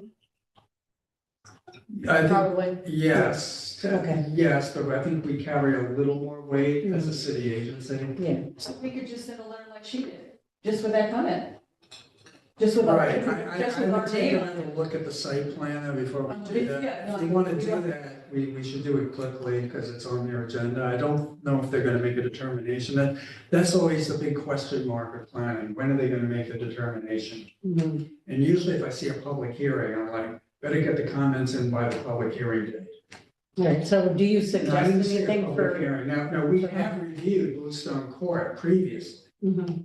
but we did it under the old Old zoning. zoning. Right, They're it's a whole still nother- on, and they're not under the old Right, zoning? well, I they mean- have waivers involved. Because this is what I think is really critical, that there Yeah. seems to be a pattern so far that people are not, you know, I remember the consultant, the planning consultant saying, your zoning is only as good as the people are gonna follow the zoning, and if they're not gonna follow it, and there's gonna be waivers all over the place, it's not that meaningful, so I think it's really important that the zoning be followed in these examples. And the more exceptions there are, the more it becomes meaningless, that we have a great code. So I would suggest if there was time, that we at least send a simple letter after looking at the plan, as you said. Yeah, Kevin. yeah. Because why not, and really, you know, go to the planning board and say, make them accountable. Who else is gonna do it? Well, the neighbors, they're. Right, but I mean, that's, I think we Yeah. wanna have a. Kevin, do you think we should be doing it between now and the planning board meeting? We probably should if we're gonna make a comment. Do I have the time to do this between now and then? When's the meeting, Monday? Is this where we have to have it in by Friday afternoon? Something like this, yes. Yeah. Mhm. So can I just ask, taking a step back, Yeah. what has been the historical amicable relationship between this council and the planning board? Has it just been Kevin reads these things and then, or No, does the no, discussion we happen write here? letters. Okay. We write letters. We write letters for how, like what proportion of projects? It depends, like sometimes we, like some examples are, the one I like to point, well, for like the Meadows one, Kingston Meadows, they wanted to like move things around in the floodplain and it was for senior citizens and, you know, it just wasn't a great idea. And then down here on the bottom of Broadway across from the Maritime Museum, where there's that grass, that lawn, they wanted to put in a building and they weren't planning for sea level rise. So we were like, you know, you gotta plan for sea level rise, and then they raised it 1 foot, not 3 or 4 or Then something. they bargained with us. And I'll give you a foot. Which is. You're supposed to take a mile. And so those are the kind of things that we've done, but we've also, let me see what else. Oh, wait, Kingston Meadows is the one near the rail trail? Yeah. Near the holiday. Yeah, and then sometimes we take, so the other one is, we did a lot of comments on whatever it is called now, where they tore the jail down. Golden Hill, in the Golden Hill area is called Penrose, that was the Penrose, they're the builder. And we did a lot on that, I mean, everything from EV parking to trails to, Retention and detention. yeah, and things like that. So we really, you know, we do, you know, sometimes, but it's easier to do when you don't have a meeting on Tuesday and you have to get something in on Friday. Right. So I'm wondering then, should we have some more formalized system for us watching these proposals and then we skim them, and if it seems like it's relevant to us, we can send it out to people without having to. Yeah, I mean, we've been relying on Kevin. Kevin, do you mind if other people No, take that? no, it'd be great. Okay. It'd be But great. how do you, I mean, is this someone who's never, well, I'm just wondering, like, you know, when you skim and, you know, what kind of, this is a much longer discussion, I'm Yeah, sure, but like, what kind of criteria do you use to Okay, determine? let's Julie's applying for a lot line exemption on First Avenue for the solar project. I don't know that we really need to review the lot line adjustment. I mean, Julie could probably give it to us in half a sentence as to what that's all about. Although there is so I will just bring this there is up, something now. because this one is adjacent to, has a little piece of wetland on it. Right. Yeah. And we wouldn't know that from just looking at this, we would, or does it? You would need to have looked through my I didn't go through submissions, that one. and you would have had to look to see that I submitted that there will need to be a wetland permit. And that you have to have looked at my environmental assessment form. Right, the EAF. And then do we need, and then is that, because this is then overlapping with our other discussion about jurisdictional determination. Yep. And then you would have to ask for a jurisdictional determination, which takes 90 days. And, And I will be going through that whole process. okay, Great. well, that's good to know, but see, and that's where educating the planning board, the planning department and the board about the new, wetlands regs is really important, which is also on the agenda. We can't get through everything tonight, but, But, yes. but the point of it is that, so you'll see this is my parcel. This is the wet area. Hmm. So is this but a the point of this city-owned is that parcel? for a solar, ground mount solar. Huh. It's two parcels that are both owned by the city. I have to do a lot line deletion because I'm going to have solar panels that cross over the line. And conduit and everything else. But I have to do a wetland permit also because this is a wetland right here.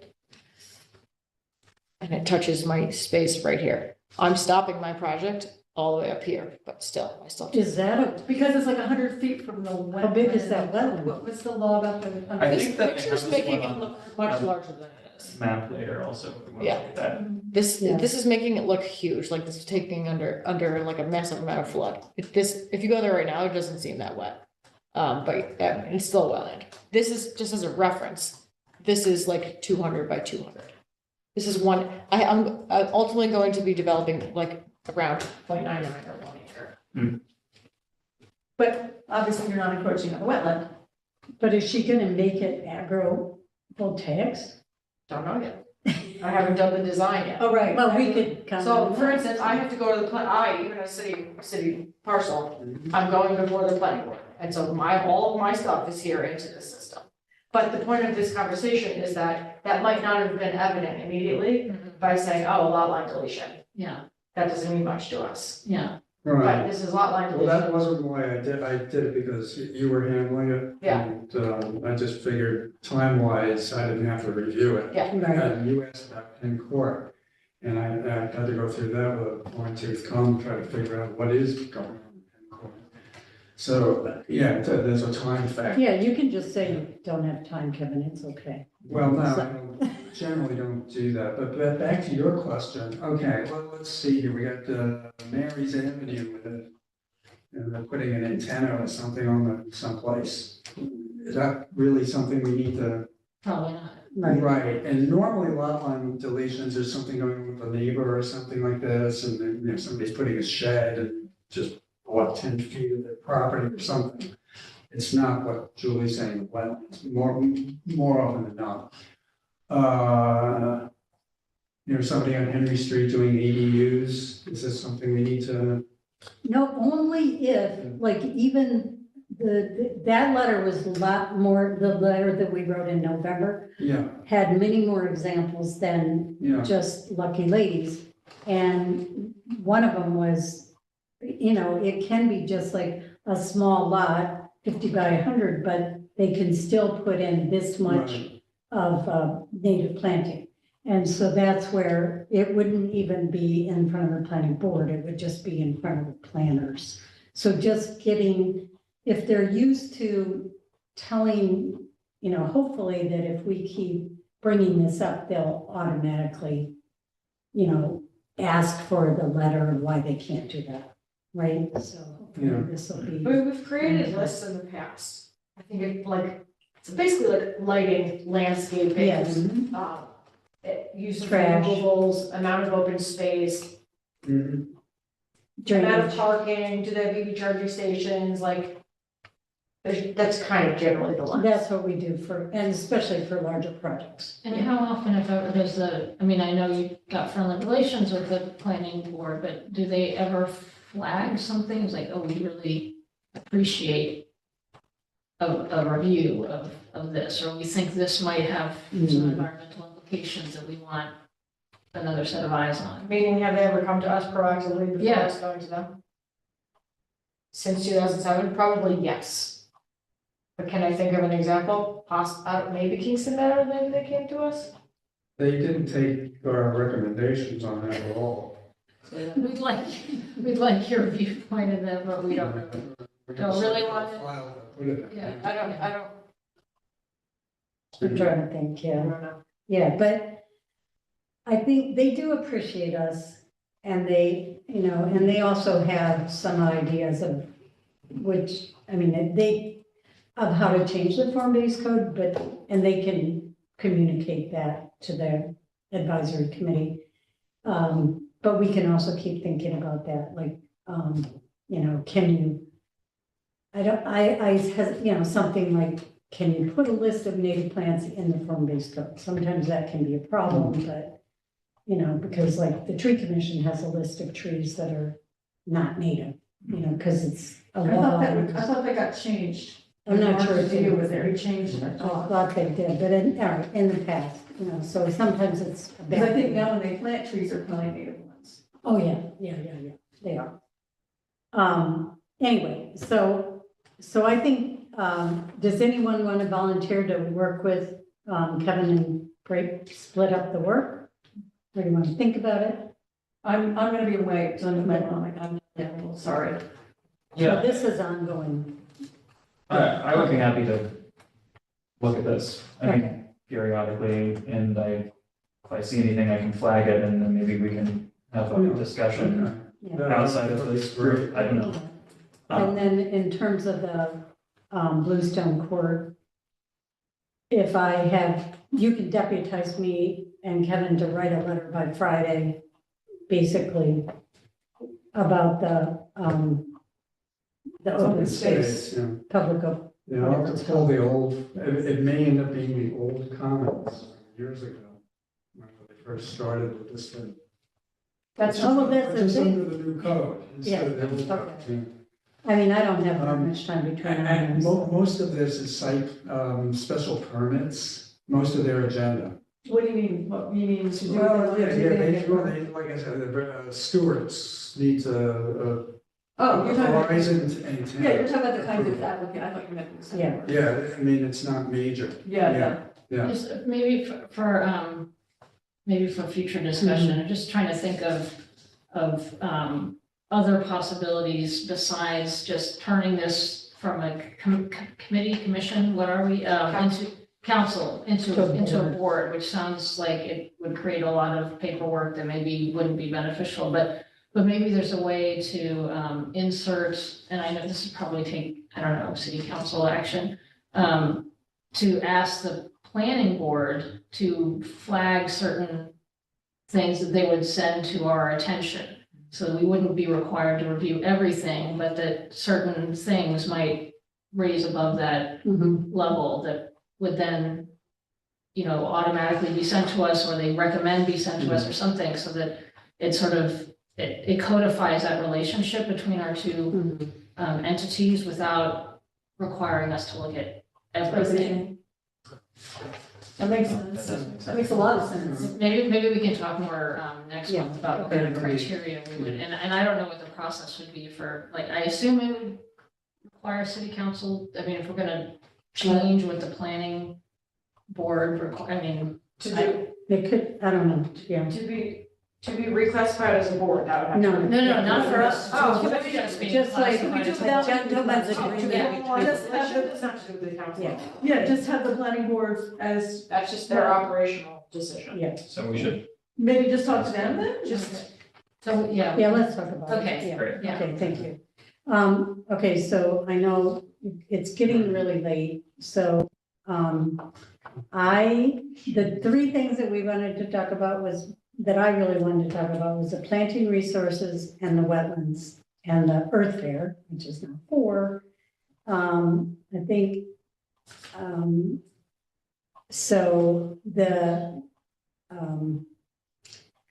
so can we table a bunch of this stuff? And are you prepared to show us a map? yeah, I can pull it up, and maybe we can do something else while I'm. Yeah. Right. Eli is tabled, wood smoke and all that. Yeah. I sent you an email at the beginning of this meeting with some more planting resources. Oh, you did? Yeah. I'm so sorry, I didn't see it. No, Okay. well, I will be here all sitting here already, so. Oh, okay. Okay, so right now, Jen and I don't, anyway, we have a nice list. And we can start out as that as basic, and then we can think about how to just kind of attract people more to the website. Does anyone have any comments about what was provided? Did you have time to look at it? You know, I meant to look at this and somehow I lost it. I never looked at it. I saw your thing, I'm gonna look at See, it. I had It fell reply through all. the cracks and I'm really Lynn, I had sorry. reply all to her at the beginning of this meeting, because I just sent a couple more things, so it should be at the top of your email inbox right now. Okay. Yeah, and I just want to say, I asked Jen to look for books, and she did a wonderful job of finding books that you can check out from the library. Above and beyond, typical websites and. So prisons. this goes on our website, this information. It would go on our website, but, and then the planning department can link to it, yeah. Or the planning department could send it individually to people. This is like the first step, hopefully. I think the main thing when we're finding resources is finding area-specific resources and not just North America pollinator plants. Because Right. there are a lot of resources about that, and that is not useful. Well, so you have this, Practices the and- pollinate HB, and that's Hudson Valley. Yeah. Right. Yeah, that's Yeah, great. because they're all very Yes, local. yes, I think it's incredible. And it gives you a lot of information, because that's when I went to that presentation where they would tell you which pollinators are at risk, Right. Yeah. this is invaluable. So yes, definitely, that's Did we put the bee habitat in? The one we just. Yeah. I don't, Yeah. I didn't, but if someone else. Yeah, we should, okay, yeah, let's look at that, because, yeah, I mean, even what the bee habitat people did was, this whole thing with deer is very instructional, that they, Oh, that's great. stinky and. Stinky and fuzzy? This is amazing, so comprehensive. So we should, something at the Earth Fair too, we should have this printed out or Yeah. have a couple okay. of books on our table. Oh, that's good. Yeah, I mean, wow.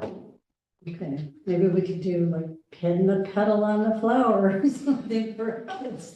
Pin the bee in the middle of the flower. That's it. Okay, so that's with that, and then, while you're talking, so are you ready? Or are you still working?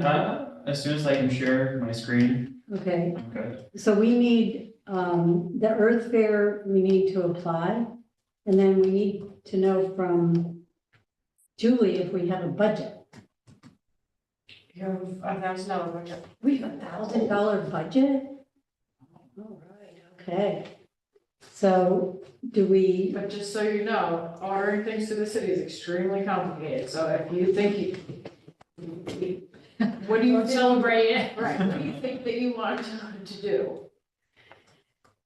Like, if it's like, or get something from Herzog's, that's extremely easy. yeah, If it's like, not get something from Herzog's, it's all right. so in other words, if she wants to get like a painter cloth, a A canvas. drop cloth, that she could paint on. If I get it from We here, could so get it's it no from, big deal. Well, Yeah. or okay, come up with a list of what you want, but know that there are certain places that we already have standing POs. yeah. And if it's a standing PO, I can basically have no strings attached and get the things at those locations. If it's like not, and if it's a specialty, if it's something else, it's not that place that I'm standing PO, it just means that I need to get a purchase order and order it. And so we're running out of And time. it's for not through cash, you know, I have to do it all through the city, which is fine, all that is fine, but this has to be like ASAP. that. Okay, So if we, like, in the April meeting, they have a list, that wouldn't be too late. That's not But we too should know by the next meeting correct, what we okay. want. Like what you want, where it would be from, how much you think it's going to cost, all those things. so if we want to buy a canopy because we don't own one personally, You could, yeah, that's a What else? problem This- because it's, The city doesn't have any? we do, yeah, the Parks Department does, Couldn't we use one from the city? but we use most of them, they're already mostly all allocated already for the event. Okay, You could put a request on the application, but oh, I need okay, one for every solid waste location, I need one for, yeah, okay. And we can ask But Helen I- if she wants to. I don't know if spending money to buy a canopy for one event is a good use of. No. that's why I'm city funds. wondering if there's any in the Yeah. city we could just Yeah. use. Yeah, That you Helen just did. requested in the application. I mean, basically Helen's husband ran out and bought one because they were so hot. So that's why you need it. Right. So you should. So, should we, meet as a group sometime, or as Yeah. a subgroup? Yeah. Okay, Oh. Do you want to organize it? sure, Okay. Wait, this is for what? for the Earth Fair, For the- talk about, Yes. I can be part of that, because I do plan to participate. great. And last Okay, time you had seeds, you gave away seeds. Yeah, and I think they bought them at hers also. So, Because it would be cool to have something from the Hudson Valley Seed Company. yeah. You know, I think they actually have a seed for the lupine, which was hard to evolve, Yeah. the native lupine. I remember reading something about that. Like, it's not easy to find seeds for truly native plants regionally. So, yeah.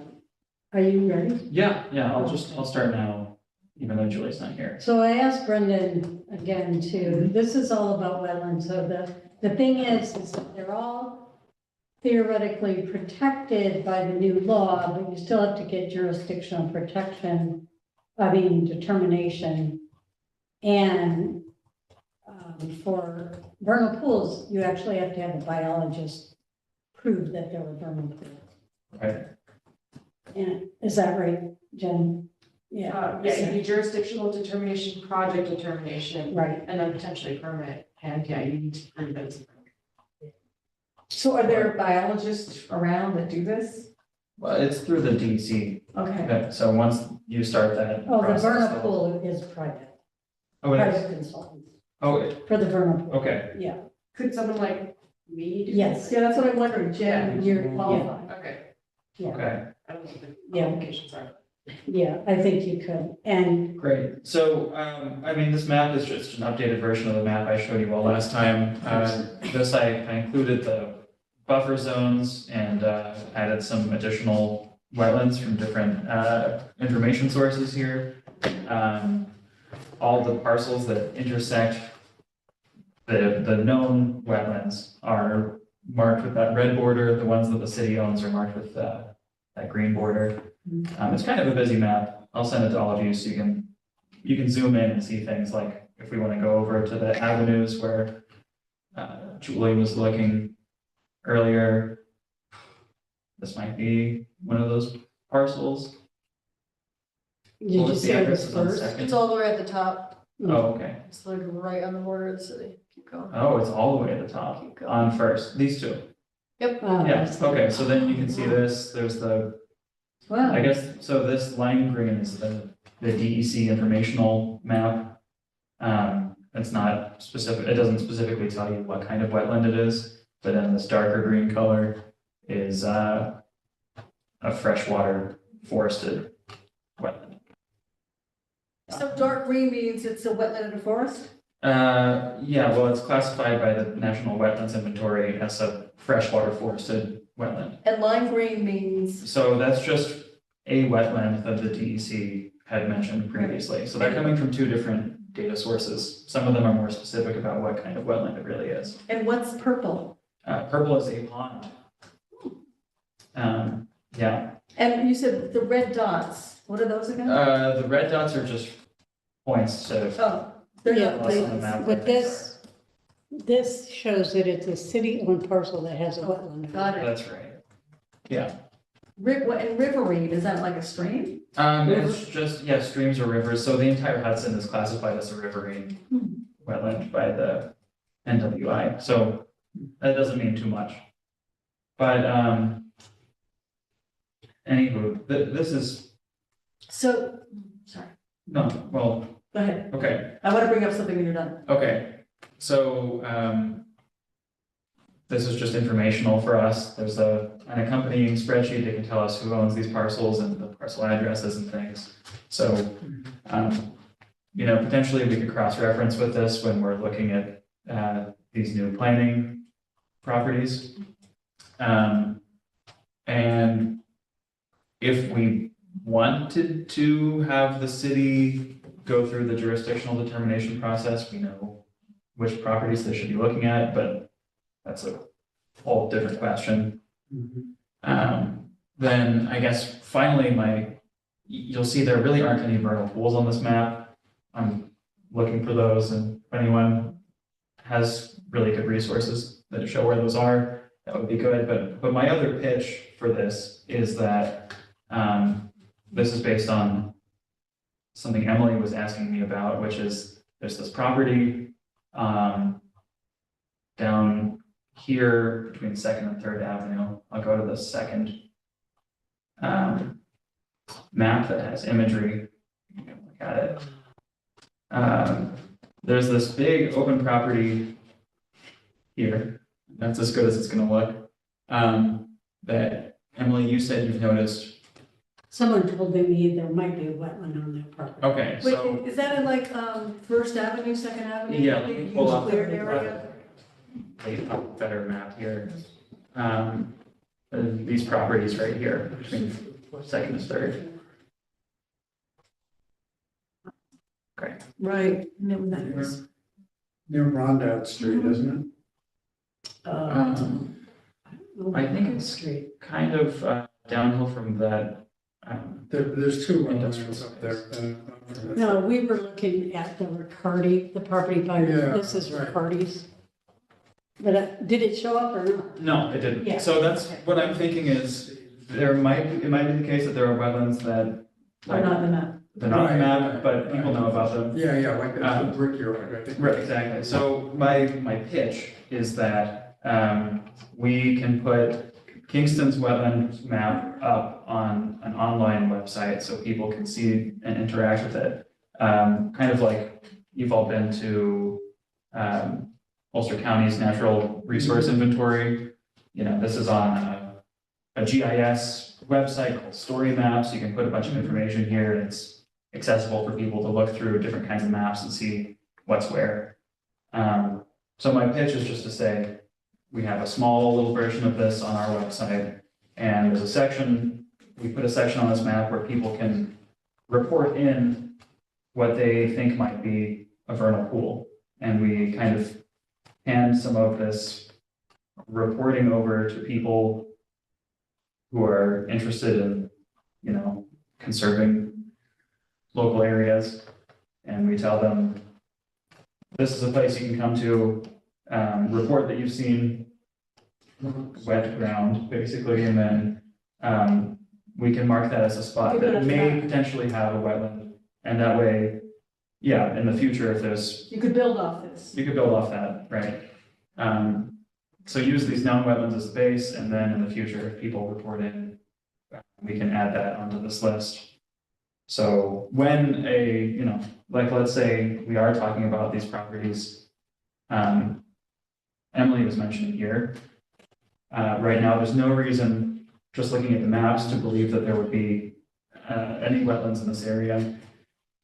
But if a person reports it in, we can put it on the map, and then if someone wants to do a development here, then we can say, we request that you do a jurisdictional determination here, or whatever, and just verify that this is not a wetland before you proceed. Yeah, I actually live like right down the street from that right now. And do you see this wet? I never see it wet. Okay. It's just like a field. It's just in between a bunch of properties. But there is like what looks to be, it could be wet, but even in rain, I've never seen water actually. Well, there you go. Can you, Does everyone know this is where there's a large development going in on this thing? Oh, no, I don't know if everyone knows that.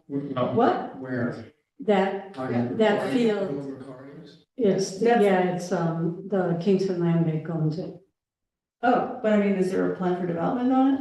Okay, Oh. which A lot if there is no wetland, it makes sense to me. I would Oh, yeah. just suggest that we also direct people to the city's NRI page, which has wetlands and possible wetlands and other things on it.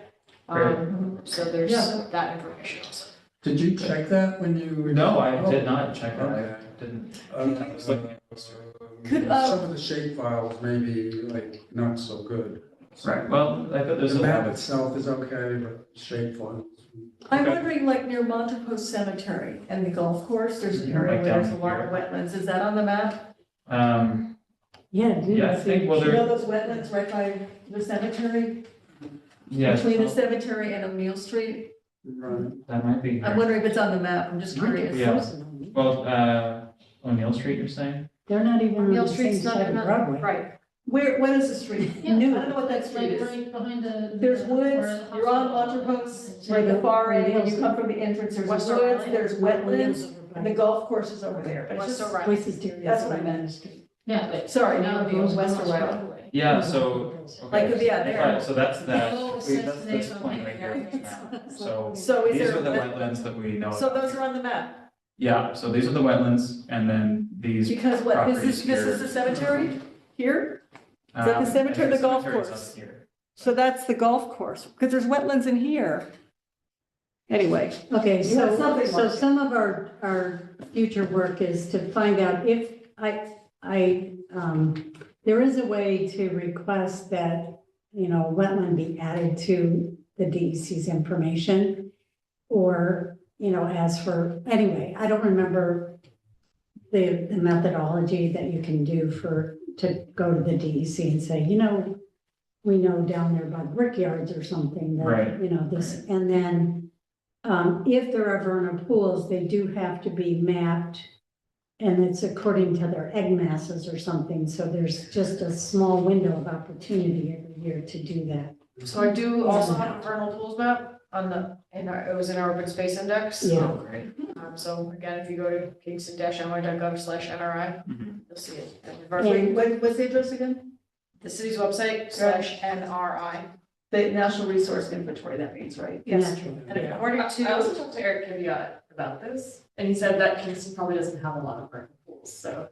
According- Yeah, I had ground truth some of that during the NRI with Chris Graham when he was over there. Yeah. So it looks like there's a couple, but not a ton. My Got a little note, excited. my reference shows that there's two. And I Okay. had to wipe off things off my screen to see if that was them or Yeah. something. But the other thing that interests me besides the vernal pools is Twatchman Brook. Twelfskill. Twofskill, thank you, Julie.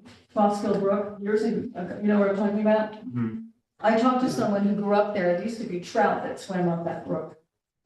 And when I was writing an article about it, because there was some sewage issue a long time ago, and the wastewater treatment people told me that that's like a lot of crap goes in there. And it's pretty polluted, and sometimes you can smell like the sewage. But that was a long time ago.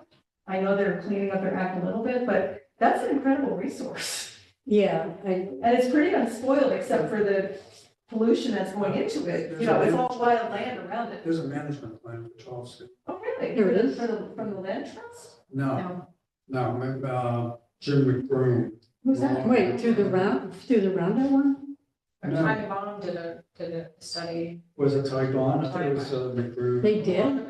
I didn't on even know the that. front of the watershed management plan. All right. Okay. So, Like the consultant? Yeah, Anywho, This is Okay, just saying there's yes, more work and being so- done here. So the reason also, so one of the things that I just went ahead and did was I wrote, I talked to Suzanne Cahill and told her about the wetlands situation so that she would know. And then based on that, she said, these are the people that need to know about wetlands. So I wrote this letter to the building department, the DPW, the engineer. I don't know if I wrote the DPW, Parks. By the way, the Parks was the only one who answered me.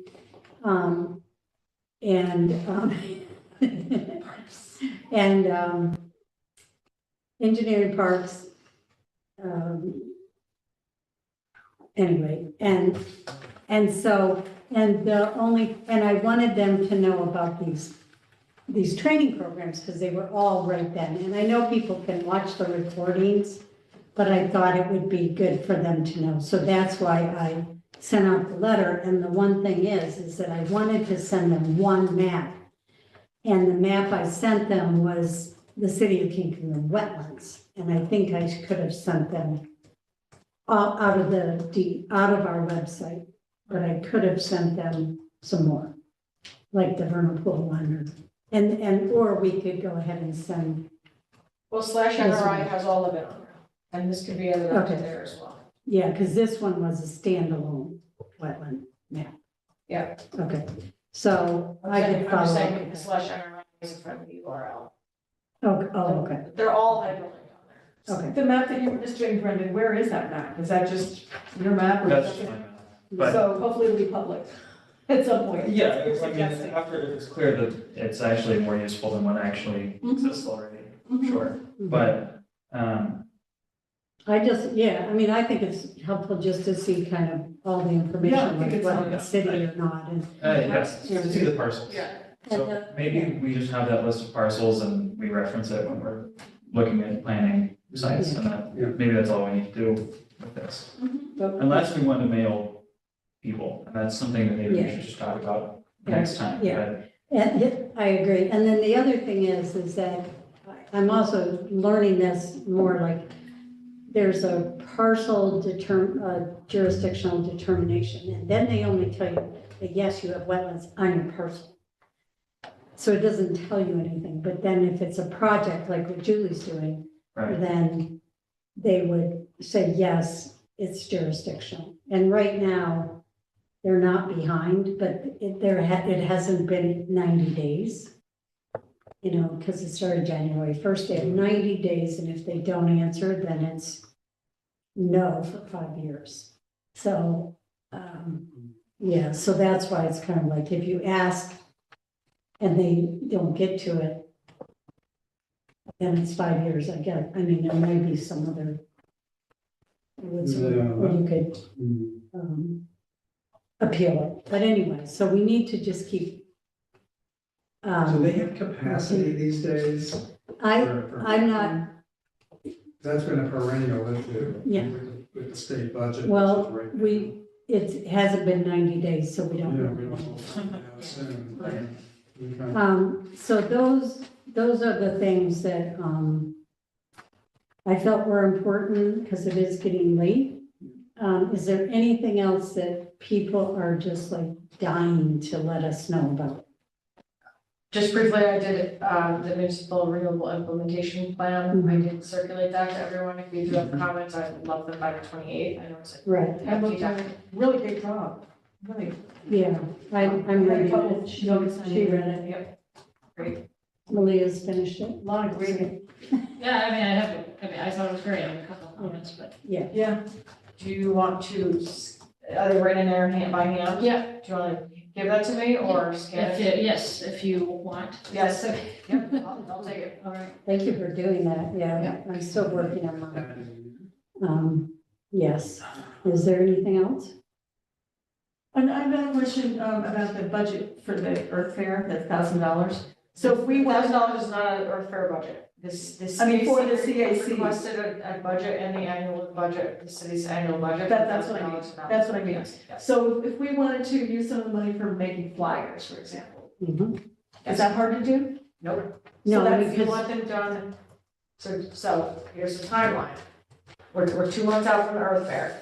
if you want them to be, somebody designs them and Julie prints them on the local printer, and it will look like, and then Julie folds them like Yeah, this. so then, like the one we did last year. Then it will look like an in-house made. If you want something like professional, glossy, with design, all that, that takes time, and I have to get quotes, get it designed, have them do it, and have them print it and get it to me. There's possibly still time to do that, but I would need all the copy, all the, like, Yeah. whatever you want in like the next week. But that's if it's for the fair. But if we just want to do it. So an example of that is like for the preservation, Community Preservation Fund, the land trust got really nice shiny postcards, right, which we helped design. Whereas last year for the fair, I did a 3-up. One side was idling, the other side was power equipment or something. And then, it looked like I designed it. But I mean, what do you think about having a slicker flyer or something, maybe with this native planning information? Yeah. What do you think about that? Do you think That would be great, but we have to. We don't have much time. Yeah, I mean, and sometimes it's easier just to print one handout that someone else has already done, like the Hudson Valley Park Parent, or like the DEC, or. Right, we can get other people's things that would be valuable. That Julie could run off, or we could get, so depending on what, and then the same thing, like we could have But I mean, information I'm about. curious, like, the Jen, mine. since you put that incredible, what do you think about, like, the best way to get the message out about these resources? Do you have an opinion about that? I would say print what already exists, why reinvent the wheel? So find something that already exists for the region, print that out, and then, maybe, we distribute the list as well. People want it, but it has a bunch of links, so it wouldn't, I think. Yeah, so the list could be translate well something, to print. the list could be something in-house. But we could do a QR code. Yeah, Yeah, it's not worth doing a slick thing for that, it's just, right. So we can talk about this Yeah. offline too. Okay. Okay, I'll put a meeting together. Who wants to be part of that conversation? I will maybe, but I'm not around a lot next Yeah. week or so. Fair. It was only a week, but let me know because I'll try to be there. Okay. Julie, do you want to mention the NICEX, because so everyone can put it on their calendar? and- Sure, the dates and the locations have been confirmed, so the New York State Association of Conservation Commissions Conference on the Environment will be held on October 24th and 25th. The 24th will be full-day programming, sessions at Suzivka, which is a Ukrainian Heritage Center in Kingston. And it will be overnight there if you want to stay overnight, and then Saturday will be hill trips. And so we just booked it. And more information to go. What's the name of the organization again? New York? New York New State York State. Association of Conservation Commissions. It's And a then- state organization that oversees all of these boards. And so this year it's in Kingston. And I'm the vice president. Or Ulster County. It's in Ulster It's County. in Kingston, and Julie's gonna say the name again. Suzivka. And That was good. anyway, it's really nice.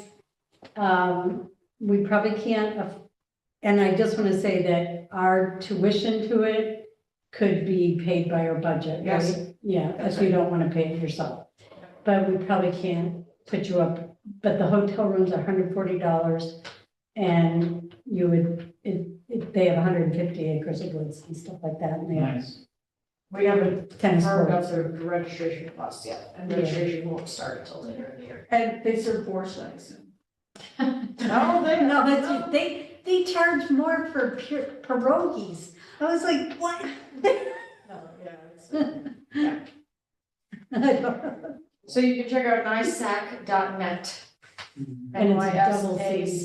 NYSACC.net is where you will find the information about the problems. Because the Association of Counties is also NISAC. Yeah. Only one thing. Anyway, so. Just before you, I don't know how much more you're gonna go over, before you close, we do need to talk about the April meeting. Yeah, and I would like to mention July too. So, is there so can everyone make it next month on April? what's the I date? cannot make it. You cannot make it. So I can have one of you all run the meeting, but I'm going to be at the New York State Organics Conference in Troy. I'll be here. Oh, can you do the? Can you do that? I could possibly have a, well, you could start it. Yeah. As a quasi church. Oh, right, I do have an at kingston-ny.gov email. Right. Yeah. Okay, that would work then. And I can't afford. I could just still do all the preparations and like set the She's meeting. not bringing send it you all. along? Oh, Yeah. I'm presenting on it, so I'm getting discounted. no. Okay, so yeah, so then you're gonna keep having the meeting, I'll just, All right, and Sign then everything. July, I just want to bring up because, you know, it's the prime vacation time, so does anyone know,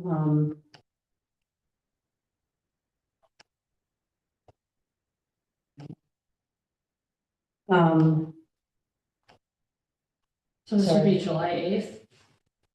Yeah, I'm pretty sure I'm not going to be able to attend on the July 8th. And there's, it doesn't mean we don't have the meeting. There's options of moving the meeting, not having the meeting, having the meeting without us. Do we have to decide now? No, I just want you to think about it because it's right, you know, it's kind of right, it's so close to the 4th of July. The big thing for the July meeting is the CFA grants and sending letters of support. That's true.